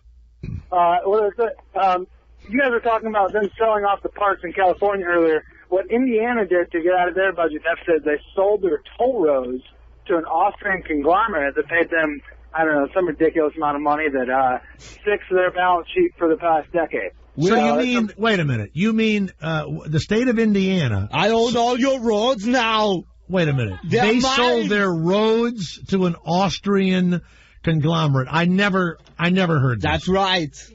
The 8090 toll road that goes from comes in at the northeast corner of Indiana and heads up to Chicago.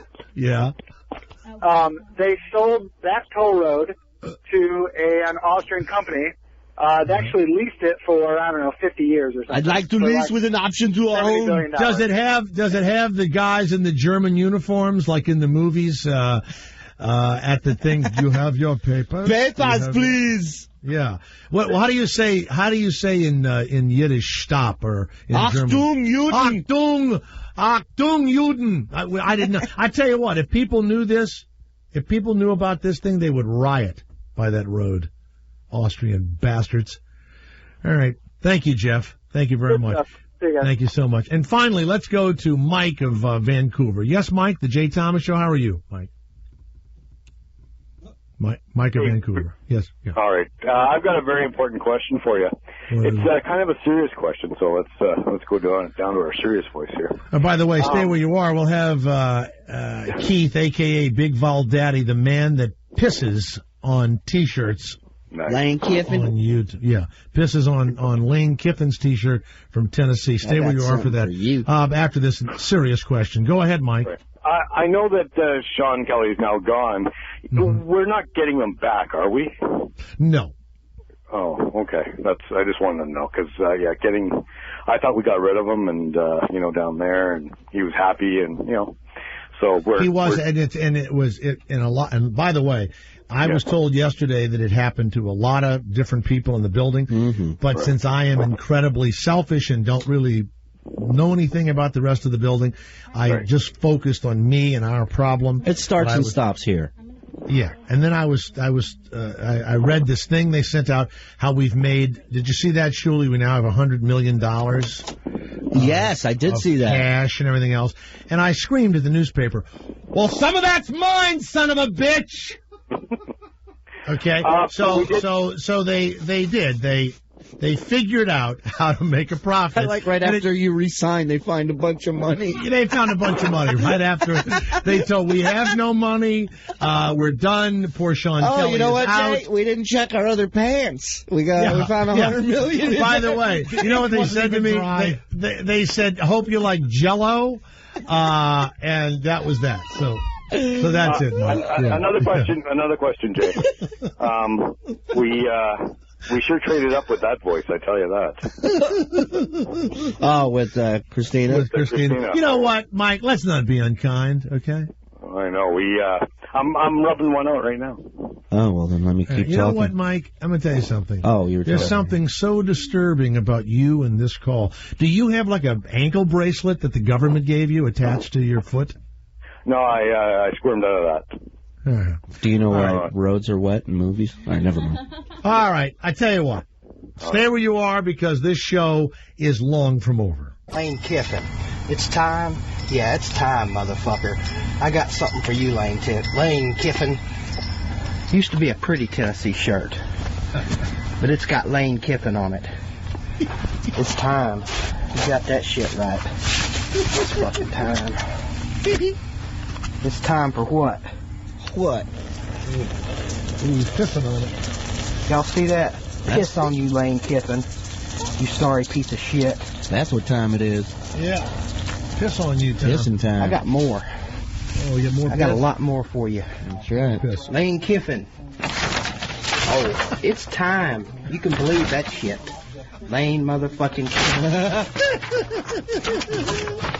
Hang on, we're waiting. I got two of them goddamn shirts.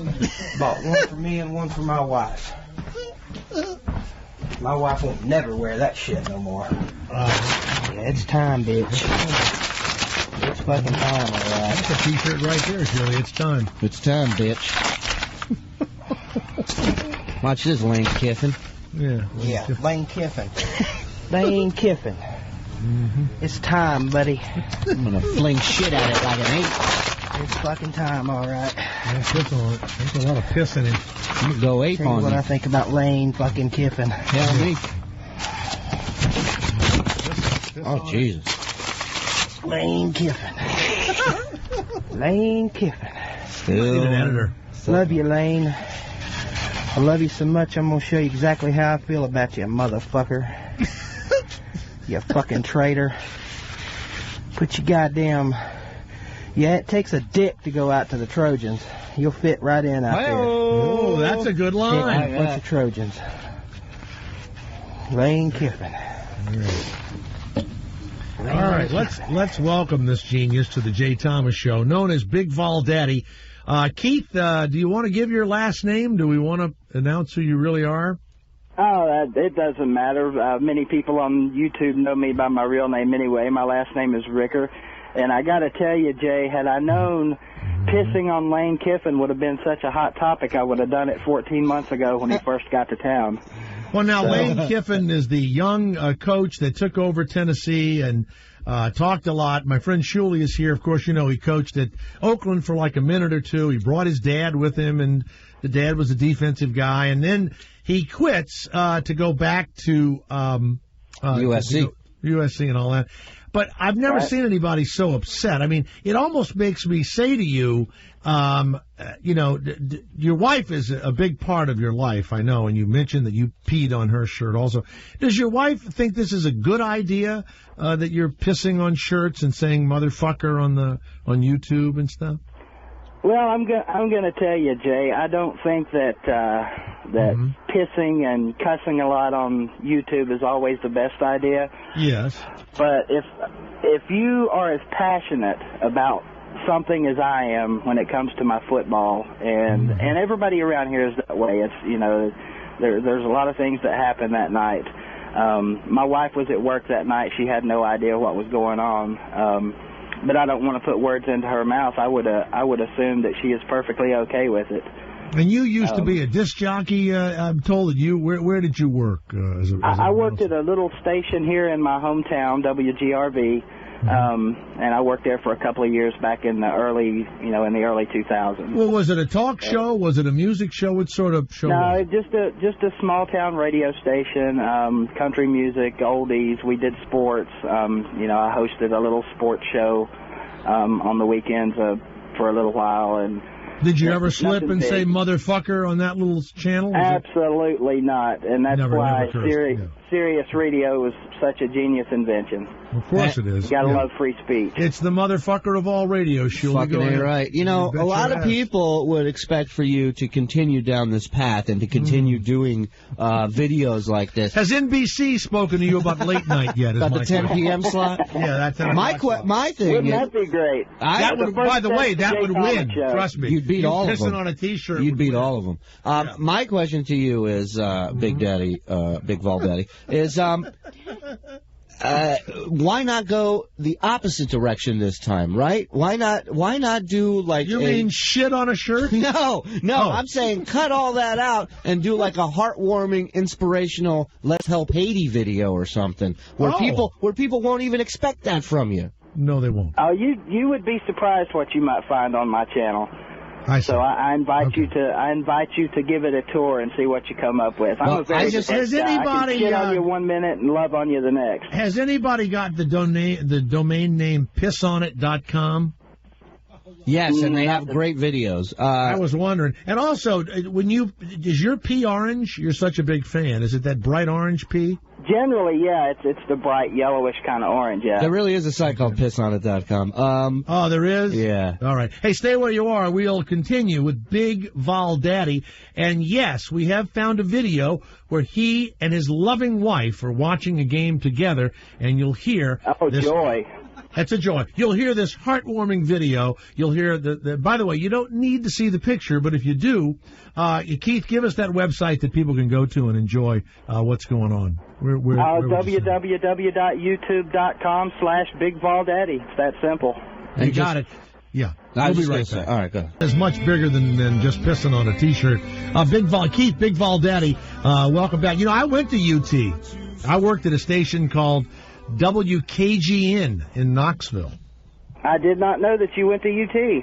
And there was a guy named George Mooney that owned the station, and he painted the whole station orange. The carpet was orange.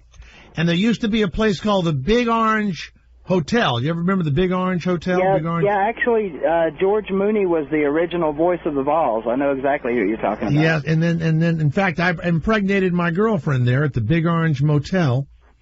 And that's I can't think of a better place to impregnate your girlfriend. Yeah, that's right. So, and my brother went to UT also, and so I know all about it. And of course, it's a mountainous campus, Shuli, and the women have incredible calf muscles. Isn't that right, Keith? Mountainous calves, mountainous campus. From going up and down. Now, your wife, set this one up. We have another video we're going to play.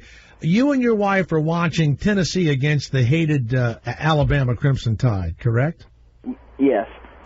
And That what's is happening correct. before we go to the video? Just set it up for us. Oh, we're getting ready to hopefully kick the game-winning field goal and pretty much bring down the hopes and dreams of all Crimson Tide fans across the country. Mm-hmm. Let's listen to another exciting moment from Big Vol Daddy. This one might be my favorite one. Lincoln for the lead. Come on, Lincoln. You got to do this. Are you kidding me? God damn it! Oh, man. Wins. Fuck! Shit! God damn it! I There you can't go. believe it. Fuck! You missed the field. You have children, Keith? Yes, I do, in fact. Where do you put them? And when were they you're taken away? Where do you put them when you're watching a game? Well, They go to grandma's house? How does that work? I share time with my ex-wife, with my child, and of course she's not around when I make these videos like this. Good. Let me guess, So- your ex-wife wasn't a huge volunteer fan, huh? My ex-wife wasn't a huge anything. Now I'm expecting. By the way, some knocking on the door to 500,000 people have looked at you pissing on the shirt, and so now that the season is over, are you as excited about Tennessee basketball? Well, no, I'm excited about Tennessee basketball, but there's a level of passion that's just a notch up when it comes to football. The football. You So know, you relax the rest of the year, and you have a new coach now, Derek Dooley, And all we can really find about him is that his dad was famous, Vince Dooley from Georgia. Is that why they hired him? He's a famous football son? Is that the only reason why they got him? Well, I think I know where you're headed with that one, Jay. We're not going to draw any conclusions about the famous dad thing there. That didn't work out too well last time. Now, wait, did the dad leave the team, too? Did Lane Kiffin's father, who was his defensive coordinator, leave the team? Yeah, Monty and Lane Kiffin's, I don't know how you would categorize this guy, but his ass clown, Ed Orgeron, they went with him. So They all left. Okay. I have a now, bunch. Now, you need to get into high def, by the way. You need a little quality upgrade if you can get it. 1080p. I need some more hits for that to work out, Jay. All right. Yes, Shuli, go ahead. Well, I have my fan page. A lot of people have questions for you, Sure. Keith, so I'm just going to run through them real So quick. while the show is going on, you got this fan page going I got this fan page going on What is Facebook. People can chime in and add commentary. and just go to Shuli on Facebook? It's The Real Shuli Agar on Facebook. The Real Shuli Agar on Facebook. He's named after the guy from F Troop. That's right. Okay. Okay, let's see. First question, Phil Otto. Sure. Have you ever gotten a split stream and nailed 2 shirts at once? No, but that's a genius idea. Okay, next question, Phil Otto. How do you keep your aim when you have morning wood? Because that is tough. You have to be a master of the rod to accomplish such feat. Well, the only way you get the split stream is if you go swimming before it. Or sex. Or you have sex or masturbate. Then you have. Christina, do women ever have the split stream? No, I don't think so. Okay, just checking. Just when they're going. I've never. I told you we'd come to you for girly things. Hey, we're solving all kinds of the world's mysteries here today. By the way, Big Vol Daddy needs an announcing job, and you can find him, of course, on YouTube. Hire him. We only have about 30 seconds left. What are you doing for gainful employ now that you're not broadcasting? Well, I work for myself on the weekends. I prostitute myself out. No, really, I have a weekend job where I work for myself, selling various items. If you ever fire I'm yourself, a flea market vendor. If you ever fire yourself, will you make an angry video pissing on yourself? No, but that's a really good idea. You guys have helped me out a lot here today. I appreciate it. And the new wife is happy with the way you conduct yourself, right? Nay, I'll tell you what, all joking aside, I have married the best woman on the planet. Wow. And that's really about all I have to say about that. She's a great woman, and I'm fortunate to have her. Big Vol personality fosters loving that is unique to him or her. You know what? What drives me crazy is, and I'm going to say this to her, why pretend that human beings, first of all, human beings are not godlike. Human beings are not kind. When people talk about religion and everything else, religion hasn't done anything but cause people to hate each other even more. And if there wasn't religion, they would have been worshiping various people. And I mean, so if it's not religion, it'd have been something else, so it makes no difference. Human beings are inherently not good. And when you accept that, then that explains everything in the world. We're not good. Like, the people in Haiti, we could care less about them. In fact, when they came over in the boats, we turned their asses around. They're all hanging onto the boat, and we pushed the boat back to Haiti, right? We were getting ready to deport every Haitian we could get our hands on. And now God or whatever has come and begun to, cull the herd, right? And what are we doing? We're sending crap over there. And I said it yesterday, and I'll say it again. They should say, look, we're not going to feed you until you stop screwing, okay? Because you don't have any trees on the island. But the one next door, the Dominican Republic, who, by the way, has not given them a penny, not a nickel, had the Dominican Republicans given them any money. None whatsoever. I mean, we sent Geraldo over there, for Christ's sakes, right? And nobody on television is reporting that the Dominican Republic has no interest.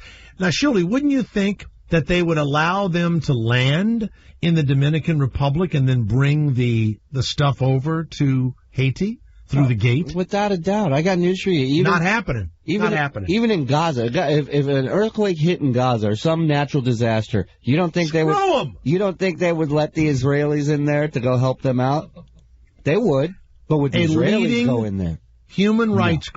A leading human rights group, has urged Israel to stop blockading Gaza, saying that it is suffocating the 1.5 million Palestinians there. Yeah, the suicide bombers have nowhere to go. They're just running around in circles. But fair. Also, Egypt has blockaded the Strip after Hamas has been blowing people up.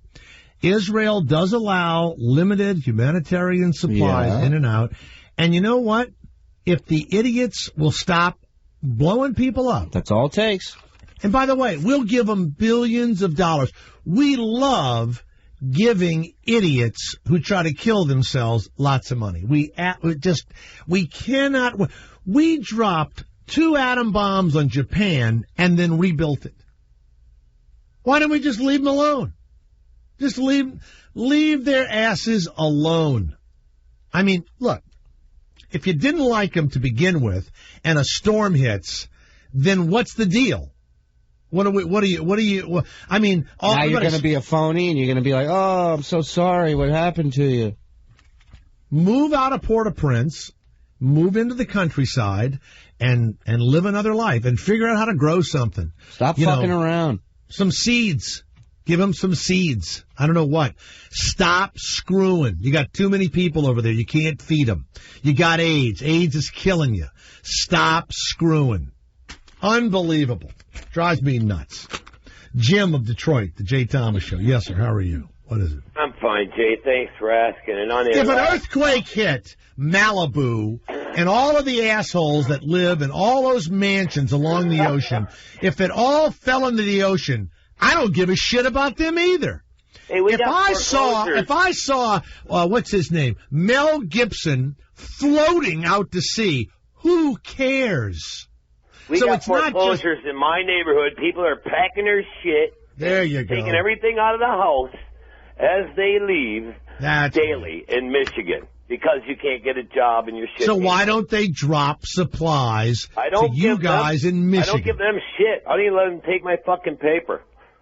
Not to find a job, nothing. I don't help my own neighbor, let alone some other country. You don't. You got neighbors that need your help. You're not going to Haiti anytime soon, are you, Jim? I ain't going across the lawn.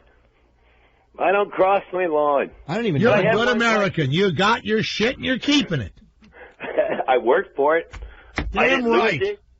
I was drunk earlier and I woke up and I heard your show just before the piss on it guy. Yeah. You know, and now I am my parents' favorite child to piss on, so that connects. Now, wait a minute. Your parents pissed on you, and it's turned you into a hopeless alcoholic that doesn't help others. But listens to Jay Thomas, right? That's fine. So I do have my priorities. Yeah, with the good comes the bad. That's right. You know, I mean, what the hell? But I wonder. So did your parents really treat you like shit and like your brother or sister better than you? You know they did, but they didn't treat me like shit. They still fed me because they had to. Otherwise, they'd get in trouble. You know, you go to jail for that shit. But was it you that caused them to dislike you, or you think that they just on their own, decided not to like you? No, Jay, I think you're helping me in a breakthrough here. I think you're absolutely correct. I was probably just an asshole kid. You know, I mean, what the fuck? Sometimes. Yeah, I agree with that. I think that, surely it's the truth. I mean, you sometimes have a kid that's no fun to be with. Now they grow up to be maybe there's a lot okay. of kids like that. Maybe I shit my pants too often, or mom was busy laying on the floor, high on Valium, because in the '60s they used to get drugs to handle shit. All right, your mother was high on Valium, laying on the floor. Yeah, drank a little Valium. Yeah, I mean, what the fuck? What are you gonna do with a kid like me? What the fuck? Right. And now here you are apparently in an apartment with no furniture because of the echo. That's right. Yeah. That's okay. I'm listening. And you live? Do you live near Detroit? You don't live in downtown Detroit, do you? Oh fuck no! I would never. I would move to Haiti before I went there. Right. No, I live is in it that Clarkston, bad there? Is it? Do you? Now I've advocated that we send troops to to Detroit to like straighten all that out. Would that be okay with you if you woke up one day and the United States Army left Afghanistan and was sent to Detroit? I would finally have a job, Jay. I could join the Army and not even leave in the morning. I could sleep at home. I have a buddy of mine out in L.A. who's such a stoner, named Danny. We'll call him Danny the Creeper. I know him. And he actually, like literally 2 days ago, sent me a text and was like, "Can you believe what's going on in Haiti?" And I'm like, "Dude, it's happened 5 days ago." And he's like, he's such a stoner. I can't imagine being that fucked up that but you're like sleeping during the day, drunk out off your ass? Oh, no. This was, I happened to go to therapy today and I had a breakthrough. Oh, really? You found the therapist? What was the breakthrough? Are you trying to get off the booze? Is that what you're trying? Why? I mean, no, absolutely not, because as soon as I get a job, you're not allowed to drink at work. How much do you drink a day? Oh, not a lot. Like, Today how was much? just, half pint here and a half pint there. Mm-hmm. It depends on, like today was my Let me ask you this. unemployment. Let me ask you this. If we replaced alcohol with blood, would that be a lot of blood? Could be quite a bit of blood. Probably. Yes, but, it would. I love this show, and I just happened to take a little nap. I woke up, and I heard all these questions coming to Jay, and I thought, what is this? Ask any fucked up question you want, Dave. Well, yes, we have that part. That's a big part of the show. That's 411. Do you have a question? You have a question for us? Well, yeah, I was making some spaghetti squash for my wife for when she comes home from work, and I'm roasting it. Yeah. And I was wondering if you had a nice little Cajun rub, and I could apply to that. I'd say exactly what I would do. You take some honey and some nutmeg and some butter. Yeah. And you make a sweet sauce. And you just pour it. That's what we do in the South. You just make it sweet with honey and butter and nutmeg. That's how the ribs are out there. The bar. And you just pour it over it, and she will eat it. And you know what? Tomorrow morning when she wakes up, she'll lick her asshole to get the flavor back. Okay.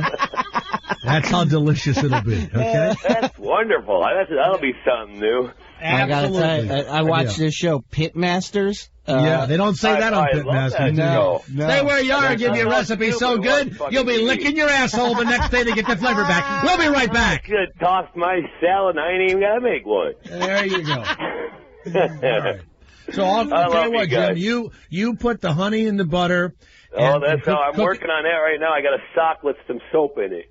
There you go. And you cook it. Okay, thank you, Jim. Jim in Detroit. Love you guys. Thank you so much. There you go. NBC, by the way, has another problem. We talked about it earlier, but I just realized that they don't know who to move up once they get rid of Conan, and then our boy Leno goes back in. And they've got Jimmy Fallon. Right? Yeah, they got Fallon. So I guess he would move up.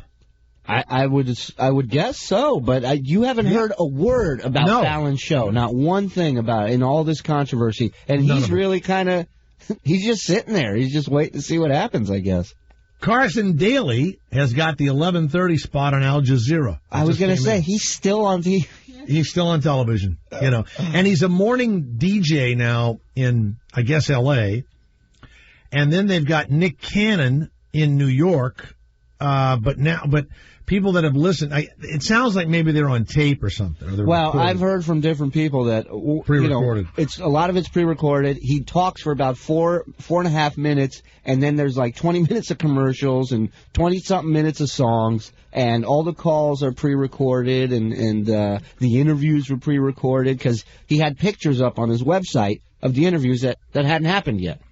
Like he interviewed Jay-Z his first day. He had pictures up that night of him and Jay-Z, and it's like, well, you haven't talked to him yet.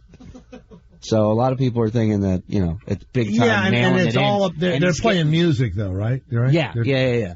It's no talk format. And what the fuck's he going to say? People are now responding to the Avatar movie by naming their children after the characters. Now, I don't know if you have too much hype. Let me tell you something. I'm a nerd, and I love movies like this. There's just way too much hype about this movie, and because of that, I refuse to see it. It's very good. I don't care. Okay. But go see it in IMAX. Neytiri, Neytiri, is becoming a very popular name. That's a girl's name, Neytiri. Sure it is. And they are the Navi It's a blue girl's name. It's a blue girl's name. It's a blue girl's name. That is not a normal girl's name. By the way, there is also some controversy. If you will look back, and you can type these in, there were other stories written about a planet called Pandora, which is where they went, and there were Navi people. I mean, there are many people now that are kind of suggesting that there was some plagiarism, that went on with Cameron, but no one is suing him yet. Here's a good boy's name, Toruk, T-O-R-U-K. Actually, it's a giant flying creature, but people want to name their kids Toruk. Oh, it's a beautiful name. What does it mean? He's a giant flying creature. That's what I named my son. That's right. Oh, that's so sweet. You have to hand out 3D glasses in the delivery room as a child comes flying out. It's like he's coming right at me. So real. It's unbelievable that people are actually saying to me, 3D TV is coming. You talk about a fad. There's a lot of stuff that's coming, The computers are getting faster. I believe that... you never walk out of a 3D movie and go, I need to see another 3D movie right now. Got to mess your eyes up. It does screw you up. I remember I went to go see, in Vegas, they have, Caesar's Palace used to have those round movie theaters that they would show, like IMAX, right? And I went in there one day to go watch a movie with my brother, and it was a 3D movie. And there's like these animals in front of your face. And I remember my brother just smacked me right in the face when this elephant was coming towards us. And he just hits me right in the face. He goes, it's like it's right in front of you, isn't it? You're a dick. Shout out to my brother. Jay, did you see, this comes from Ingo Koch. Did you see what Bill Gates said about the comparing the computer industry to the auto industry? Did any of you guys see this? I didn't. I've heard about it. I didn't see it, though. He says that if General Motors and the auto industry had kept up, the United States auto industry, had kept up with technology like the computer industry, we would all be driving $25 cars that got 1,000 miles to the gallon. Okay? That if GM had developed technology like Microsoft, well, I think your car would just crash for no reason twice a day, wouldn't it? Just yeah, it would. My car's been hacked. Every now and again, your car would just die on the freeway for no reason, and you'd have to pull to the side of the road. You'd have to close all the windows. And you're calling the mechanic. You're like, no, it's just a startup screen. That's all it is. Did you unplug your car for 15 seconds? Yeah. Unplug it and plug it back in. Yeah. Macintosh would make a car that was powered by the sun, okay? And it would be 5 times as fast and twice as easy to drive, but it would only run on 5% of the roads. You couldn't find the right roads to run it on, right? And the airbag system, Shirley, before it deployed, it would say, "Are you sure?" That's what it would say. Thank you very much. I just thought I'd throw those out there. You like those? Those are good. Thank you for the little background laughter. That's always good news. Thank you. TripAdvisor said that crying children are the worst airline passengers. I disagree. Who would be the worst? Gay male flight attendants are the worst on the plane. I would say the guy with the bomb pants, the bomb underwear. Yeah, that would be a bit of a downer to fly next to. I'll take a screaming kid over fucking Muhammad shitting his pants to light a bomb. We just didn't. I mean, you'll find this too when you have your kid. There was a point in time we would take our firstborn to what do you like the restaurants, right? And after a while, and I want to say it was around 9 months, we looked at each other and said, we're not doing this again. Right. And still there are parents that must take their friggin' kids with them to the movie theater, to the restaurant, and you ask them why, and they go, well, we don't have a sitter, or we can't afford a sitter, or we don't want to leave the kid out and everything else. We don't trust anyone. And you go, you know what? Then, 1, don't have a kid, or 2, stay with your child inside of the house and just live that life and go rent movies or Netflix or whatever you want to do. But don't bring the brat out. Don't do that. Well, I have family in L.A., in Vegas. God. They're on the West Coast. And I told them, when this kid's born, you're coming out here. We're not going anywhere. We're not going anywhere. And I'm talking 5, 6 a year from now. We ain't going nowhere. Fuck that. That's ridiculous. You come see us. Yeah, I mean, and the thing is that when the baby cranks up, I don't want to be that guy. By the way, it doesn't mean the baby is nuts or you're a bad parent it's a or baby. anything. They don't want to be on a fucking plane. You are not liked. Of course not. You know how many times there's a loud kid? Forget a plane. I'm on the subway and there's an annoying kid. And I'm like, oh, this fucking parent. Like, you go right after the parent. You go, what kind of fucking parent is this? They don't even know how to raise a kid. Exactly. This kid's poking me in the leg. I'm going to turn around and smack this kid. Yeah. I mean, to me... But you instantly hate the parents. You can't stand them, and they're bad parents, and the kid's screaming, and there's something wrong with it. We gave our kids Benadryl, and it knocks their asses completely out. It's a cold medicine, I would imagine. We would get in the plane. My wife would say in a very loud voice, "Oh, does he have the sniffles?" Like that. Gulp. Some Benadryl. And we'd put him under the seat like a piece of luggage. You put your feet on him, Shuli, with your socks. And the vibration of the plane puts their asses to sleep. But don't let your wife not give them Benadryl. I'm telling you right now. You know, nothing wrong with it. The kids are fine. One of them has one of those little twitches, but he was going to have that anyway. When I was like, I think I was head twitches. I think I was like 4 or 5 when we went. I think I was like 5 or 6. We went back to Israel to go visit family. We had just moved out to the States, and my mom passed out. It was like a 17-hour flight. My mom was out, and I was just walking around, talking to the flight attendants, asking them to make me turkey sandwiches and shit. And I tried turkey sandwiches. Yeah, I tried it was El Al, man. They rocked it like that. And I tried so hard not to be an asshole. Even at that age, I was aware that I could annoy the shit out of everyone on that plane, and I didn't. Goddamn genius is what I was. Well, I remember walking the babies up and down the aisle, and in your own mind, you're thinking, wow, everyone's going to see how fabulous our son is and how cute he is, and, you know, some people would comment or whatever. And it empowers you. There are people that just love showing you their parenting skills and how they talk to the child and all that. And it's only cool in your little universe, okay? Yeah, nobody gives a shit. Now that I don't have any little kids with me, I see those people doing exactly the same thing that I did as a parent, and you look like a big asshole. Total idiot. Do you want the crayons now, or would you like to have a drink of juice? You want your baba? I see that you have your juice face on. You have your juice face. Someone make a stinky. Oh, yeah. Someone go poopers. By the way, Shuli, you're going to have to lift her up and be cleaning all that down there. I'm not cleaning that. Yeah, you are. It's you female parts. I ain't touching it. That's weird. Shuli, you got to, man.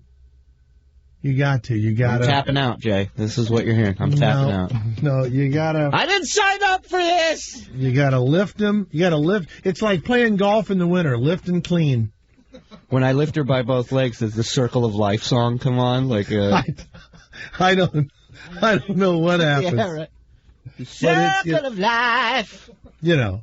Yeah, I mean, you know, and you'll have to learn how to hold her because their head flops around. Did you know that? They can't hold her head. Yeah. They're like bobbleheads. Yeah. Oh, and if you let it fall, I don't know if you know this or not, but their head snaps completely off. Really? Rolls on the ground. Doesn't come back on, huh? No, it doesn't.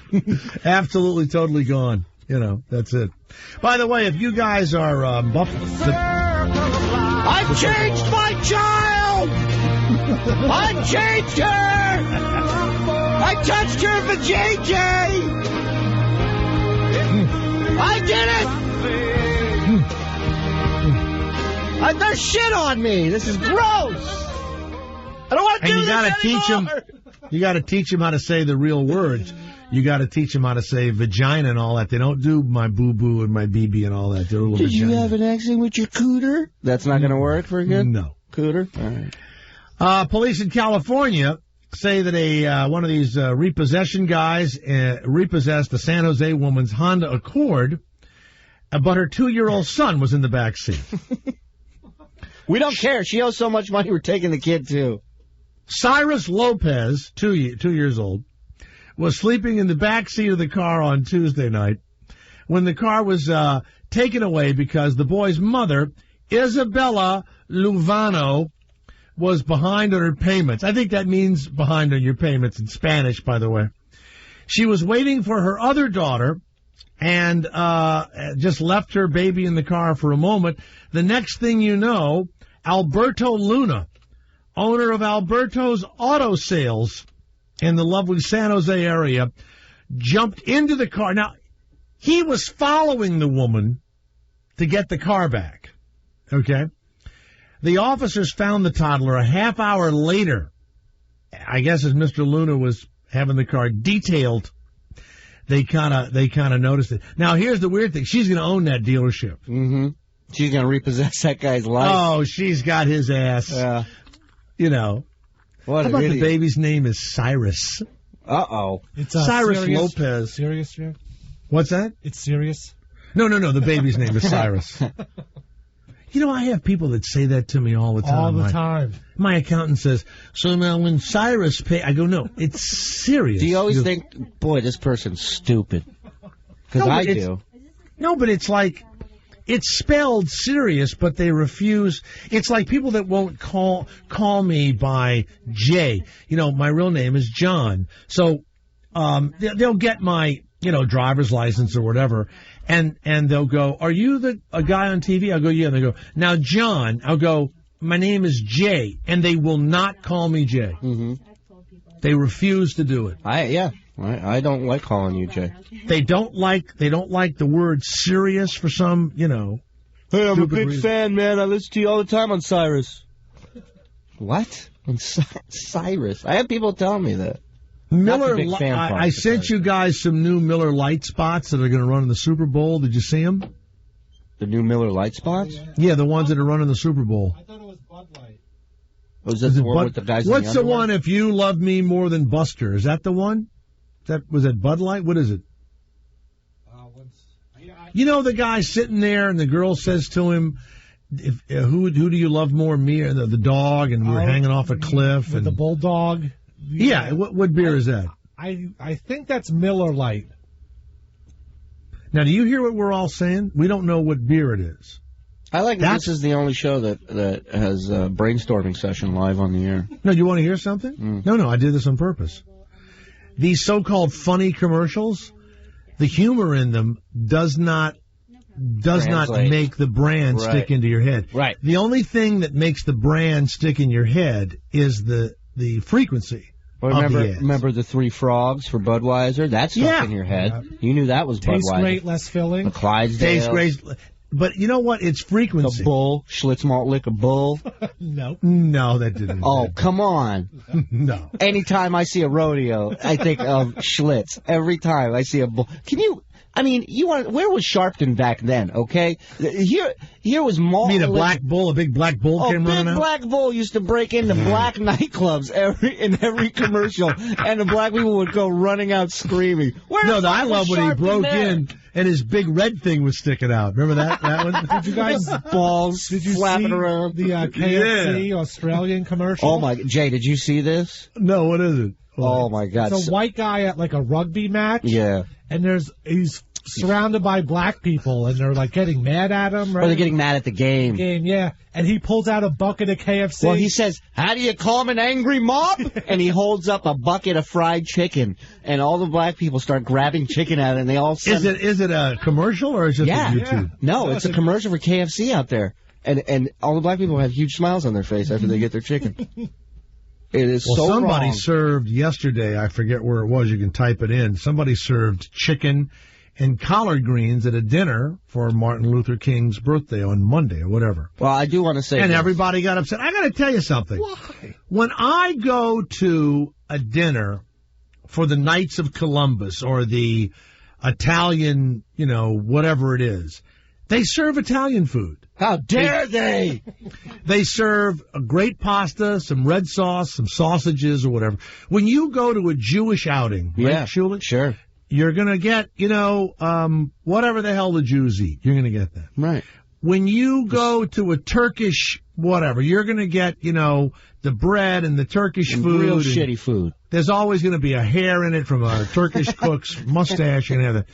So what I don't get is whenever you serve a food that a group of individuals really enjoys, how does it suddenly for that group become an insult? I will never understand it.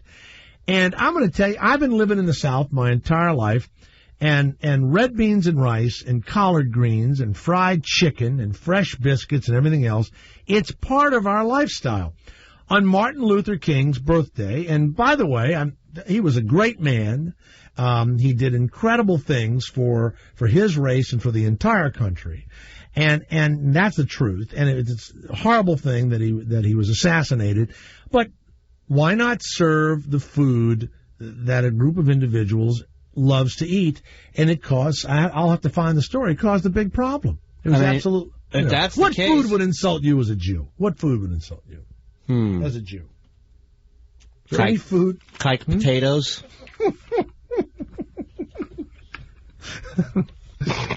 Baked noses, a big plate of baked noses. We got some fresh Holocaust soup. You want some Holocaust soup? Yeah. I got to tell you, though, for dinner on Martin Luther King Day, my wife and I, there's no joke, and I'm not saying this to be a dick, but I'm just telling you, for dinner, we went to Popeyes and got Popeyes chicken, and I remember thinking, is it wrong that we're going to Popeyes? And then I'm like, no. Why would it be wrong? No. It's good chicken. I love the mashed potatoes there, and I want to eat. And she didn't want to cook, so that's where we went. Rice and beans you got to get. The rice and beans are good, too. Yeah. Them biscuits ain't no joke, boy. 10 pieces for $10? How can you go wrong? You still have that video of Popeyes when they ran out of chicken? You remember that? Oh, yeah. Oh, yeah. They go nuts. Do we have that when they ran out of chicken? I'll find it in 1 second. The meal story, the fried chicken and collard greens, yeah. It was a school that served it for lunch on his birthday. That's right. Yeah. What school was it? They got in trouble. Denver Public School. Why are kids going to school on MLK Day? That's another good question. But did they do it? Was that just the menu that day, or did they? It could be a rotation, and that was the meal. Did for they that do day. it because of MLK Day? The lunch plan for Friday was to include these things, so it wasn't even on his birthday or anything. It was just. I mean, you're looking for trouble. You're absolutely looking for trouble when you get upset at stuff like that, and it's got to stop at some point. It just, it's. I just got this email from a Mike Humer. You know a lot of things, Jay. What is the narrow passageway that allows the spermatic cord to go from the abdomen down to the testes? You don't think I know this. It's I believe that's called the inguinal canal. Was he talking about the taint? No, he says there's a passageway that allows the spermatic cord that runs from the abdomen down to the testes. It's like iguana. I remember somebody once said it was like iguana canal. I want to say it's the lizard canal? Like the lizard canal, the iguanal canal. No, don't be sending me this stuff, making me have to think. It's called the chowder canal. Yeah, the iguanal canal. That's what it's called. That's what I believe. But the email begins, you know so much. Yeah. Let's go to Donnie of Kentucky. We'll have a PhD on, Ellen Weber Libby, and she is going to talk about if you're the favorite child in your family and what it has and has not done to people. Yes, Donnie of Kentucky. I just wanted to call up to agree with you about the chicken. Most blacks and white people, too, in the South are poor, and chicken is the only meat we could afford, so that's become a favorite meal. That's absolutely true. That's absolutely right.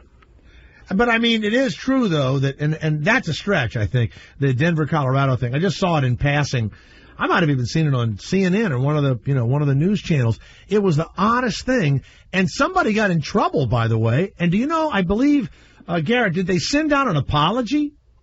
I think the school board sent out an apology. The article's like 5 pages long. It must have been a huge it was a huge deal. Yeah. Well, because they served collard greens and fried chicken on the Friday before Martin Luther King's, birthday. It's just unbelievable to me. Well, apparently, Mike in the Morning, this ESPN show, apparently one of the guys had a slip-up when it came to Martin Luther King holiday. Did you hear it?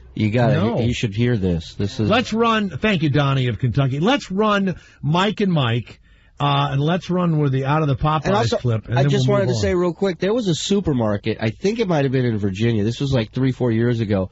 But on Martin Luther King Day, they put up on their billboard that there was a sale on fried chicken on Martin Luther King Day. And they got in trouble for that. Well, you know what? We got to recover from all this. We got to stop it.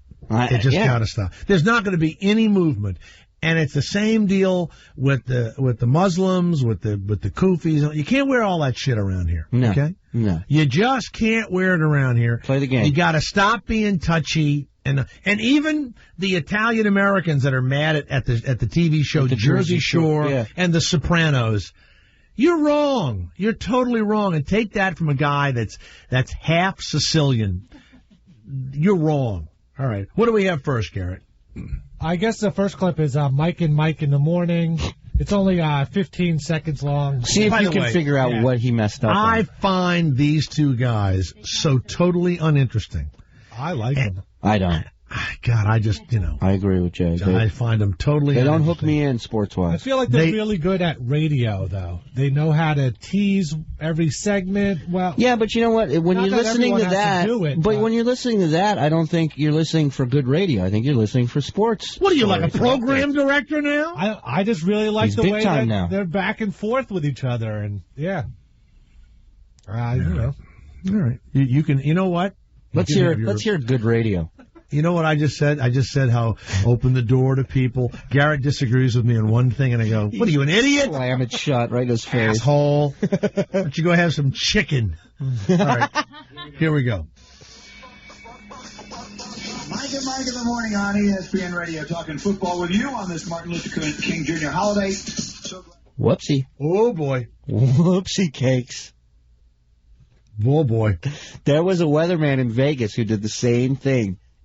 But the thing was, he taped his weather segment, and they still aired it. And the guy lost his job. They aired the mistake? They aired the mistake. And they tried to say that nobody saw it, but it was so blatant. Well, it's obvious he was saying King and Junior, trying to say it quickly. Mm-hmm. Well, you're a big fan of this, so you're going to defend him. You know what I was thinking? Dixon Sherman just walked in the room. Yeah, something else is in his head. Okay. Yeah, he's a big Jet fan too, Mike Greenberg. Right. That's why. And do we have the out of chicken and Popeyes clip? Sounds like somebody was telling jokes in between the. Food chain Popeyes became a victim of its own advertising today. So many customers lined up for a big special. Some locations, including one in Penfield and the city, ran out of chicken. Tonight, customers were clucking their disapproval. Customers at the drive-thru heard this recorded message. Same reporter. Sorry for the inconvenience, but we are all out of chicken and we are closed for the rest of the day. Thank you and have a blessed day. One woman yelled back at the machine. People have kids that they trying to feed for the special, and you mean to tell me that we can't feed our kids? Because y'all didn't order enough chicken. Y'all knew y'all was having this special almost 2 months ago, and that's wrong. But no one was listening. The Popeyes on Lake Avenue was closed by dinner time. Are you kidding me? I think that's bad because I'm sure hungry. No chicken. No chicken? They just out of chicken. I said I'm calling customer service now to see where there's another Popeyes at. They always run out of food, sides, whether if it's mashed potatoes and gravy, coleslaw, they always run out of something. It's very disappointing. I wanted some chicken today. Other locations ran out of chicken, too. The $4.99 special, too good to pass up. Just left Penfield Popeyes. They were out of chicken there, so I ran to the city to this one, and they're out, too. This is ridiculous. Is there money in this chicken for this day. They should have the tractor trailer out back with extra chicken on ice, you know? Maybe it was the economy that caused the rush on chicken. At that price in this day and age, you know, that that is a good deal. Isn't that sad in this economy? People trying to spend money and they don't want it. I was trying to feed my family tonight. Can't get that bucket in now. Oh. Customers felt duped. Wow. They were clucking. And then what I like is she throws the story to herself. Throw it right through. And yesterday, we sent Jay Thomas out in the street. Jay, yeah, hold on. Yeah, Jay here.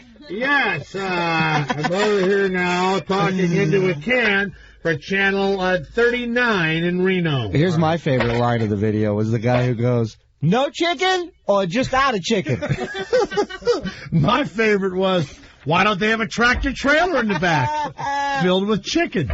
Okay, stay where you are. If you were the favorite child or you weren't the favorite child, we will have a PhD on to tell you why or why you are not screwed up. It's your favorite son. It's your favorite son. A fiction on the talk shows. Ellen Weber Libby, PhD, devoted her professional life to fostering the psychological well-being of individuals, couples, and families. The Favorite Child is your book. Welcome to the Jay Thomas Show with Shuli. How are you, Ellen? I'm fine, thank you. I'm delighted to be here and have a chance to talk about one of my favorite subjects. Now, we've questioned everybody here, and many of us feel we were the favorite child. I felt as though that my mom and dad thought more of my brother. He was handsome. He was a great athlete. He was quiet. I was a big mouth. I aggravated my father and mother, and they told me that I aggravated them. I aggravated people when they came to visit our home and everything else. And so it was obvious to me that I was not their favorite child. Mm-hmm. So my brother did not turn out as exciting a personality as I did. Mm-hmm. Okay. I'm exciting. I make more money. I'm more motivated and everything else. Maybe I'm more insecure than he is or whatever. But if I were to come to you and I was to sit down with you and say, I am positive that my parents perhaps truly did not enjoy my company. You know what I'm saying? Mm-hmm. I'm sure they loved me and all that. I mean, but it maybe that made me a success, Doctor. Absolutely. Oh. You're just immediately resonating right to the theme and something I talk a lot about in the book. To be the favorite child isn't always so terrific. Oh, I didn't know that. Yeah, I mean, we have a myth, to be the favorite, to be chosen, to be the one who we think our parents want is a good deal. But so often what happens to the favorite child is that they get hooked into having to always please mom and dad because they want to hold on to the role. And what you probably had the chance to do was to do your own thing, be more outward going, be more artistic, be out there in the world. You didn't feel the need, it sounds like, to have to be as attached to them and march to their tune. Now, Shuli, you have a brother, right? I'm the Shuli? youngest. I have two older brothers, and I'm the youngest. Well, you're the baby. Yes. So the baby doctor is always, they love the baby more than the other two usually, don't they? Sometimes they love the baby. They usually what they say is we love all our kids the same. But what of course really, you do. Yes, that's what people like to say. That's right. But what we do know is that babies often fill a void on the part of mom. Mom wants to have someone that she can hold and cuddle and love and doesn't quite want to let go. And mom isn't quite ready often to kind of take the next step in her life. So she has this bond.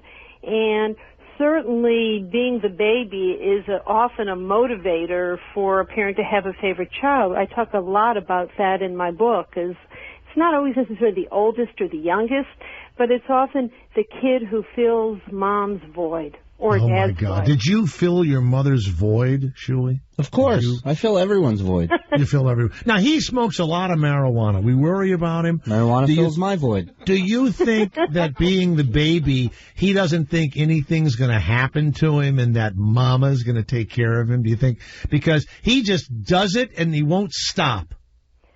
He just fills everyone's void, and he won't stop. And you're asking me, I'm not sure what you're asking me. Well, we're worried about him.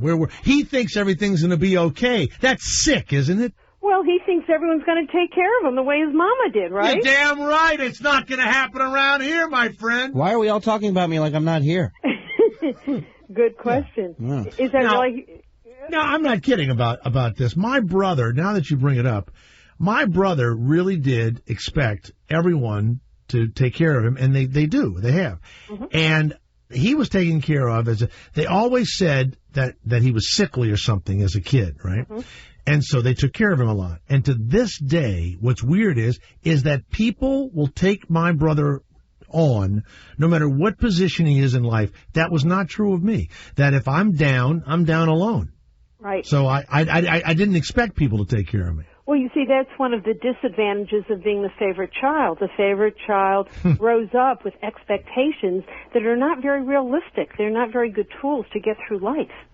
If you prescribe people a lot of drugs, do you become their favorite doctor?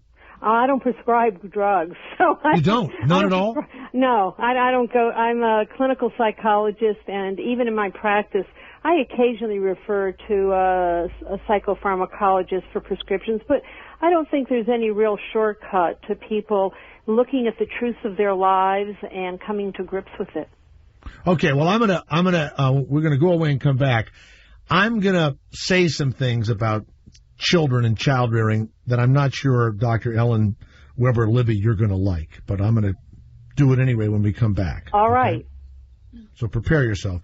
Okay. The book is The Favorite Child, and if you are or not the favorite child, read this book, okay?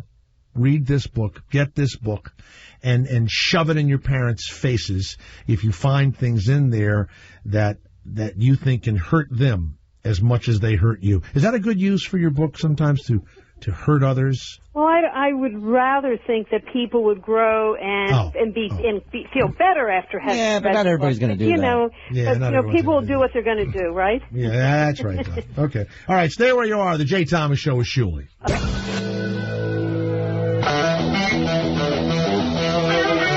The Favorite Child, written by Ellen Weber Libby. Apparently no one had ever written a book about the favorite child. She found that Bill Clinton and George W. Bush were favorite children, and of course that explains a lot. That explains a lot. Now, let's say you have a kid, and I described me. I mean, I'm sure my dad loved me, but I was not their favorite, and I aggravated them. And I have three sons, and one of them does everything for us and fixes things and cleans up, and the other one doesn't. And I don't like him as much as I love the one that does stuff for us. Sure. And we had a big fight last night, and he goes in the room and closes the door, and it's like, I turn to my wife and go, I don't like him. I truly just don't like him. I mean, and we don't want to screw the kid up. What happens if you have a kid and one of them you just don't like? It doesn't work out. What do you do? Well, I think first of all, it's hard. You have to remember that it's absolutely normal to have a favorite kid, and it's absolutely normal to favor the kid who makes you feel good. I mean, that's just reality. And what becomes really important is that you find something in each kid to feel is really special and remarkable and that you can resonate to. Some kids are not very lovable when they're little, but when they get to be a little bit older, the relationship changes a lot. I think well, he's like 16, so it's over now. Or maybe it's just beginning. You know, adolescence is a tough time. Well, he has a big nose, and he was looking in the mirror at his big nose, right? So I went to my yearbook. Uh-huh.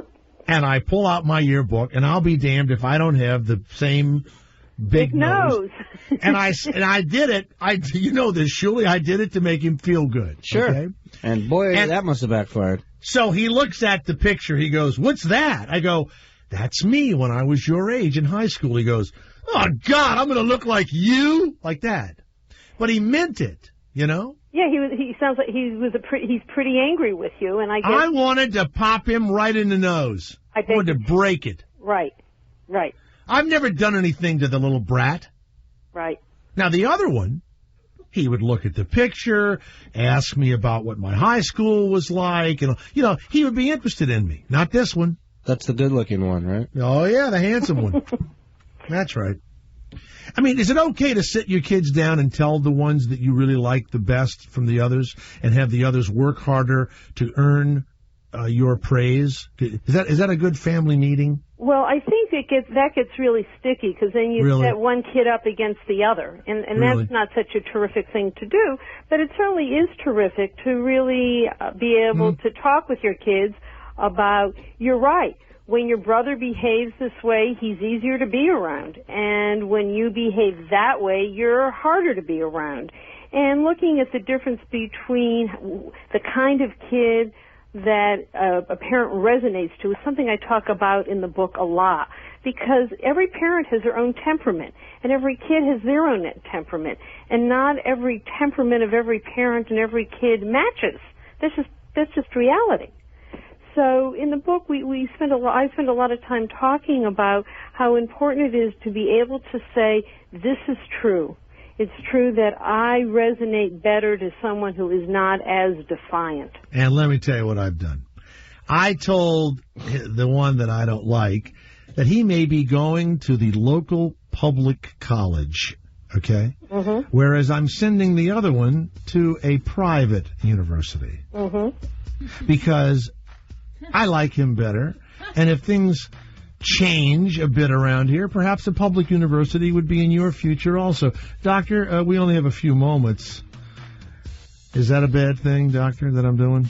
Well, I think that what you want to do with each of your kids is going to be between you and your kid. Really? Yeah. Did you go to public school or private university? I went to a private university, but what? My brother got to go to an Ivy League university. Oh, there you go. They loved your brother a lot more than you. I think that ends our interview today. The favorite child, Dr. Ellen Weber Libby, Ph.D. Doctor, thank you very much. Thank you. Bye-bye. All right.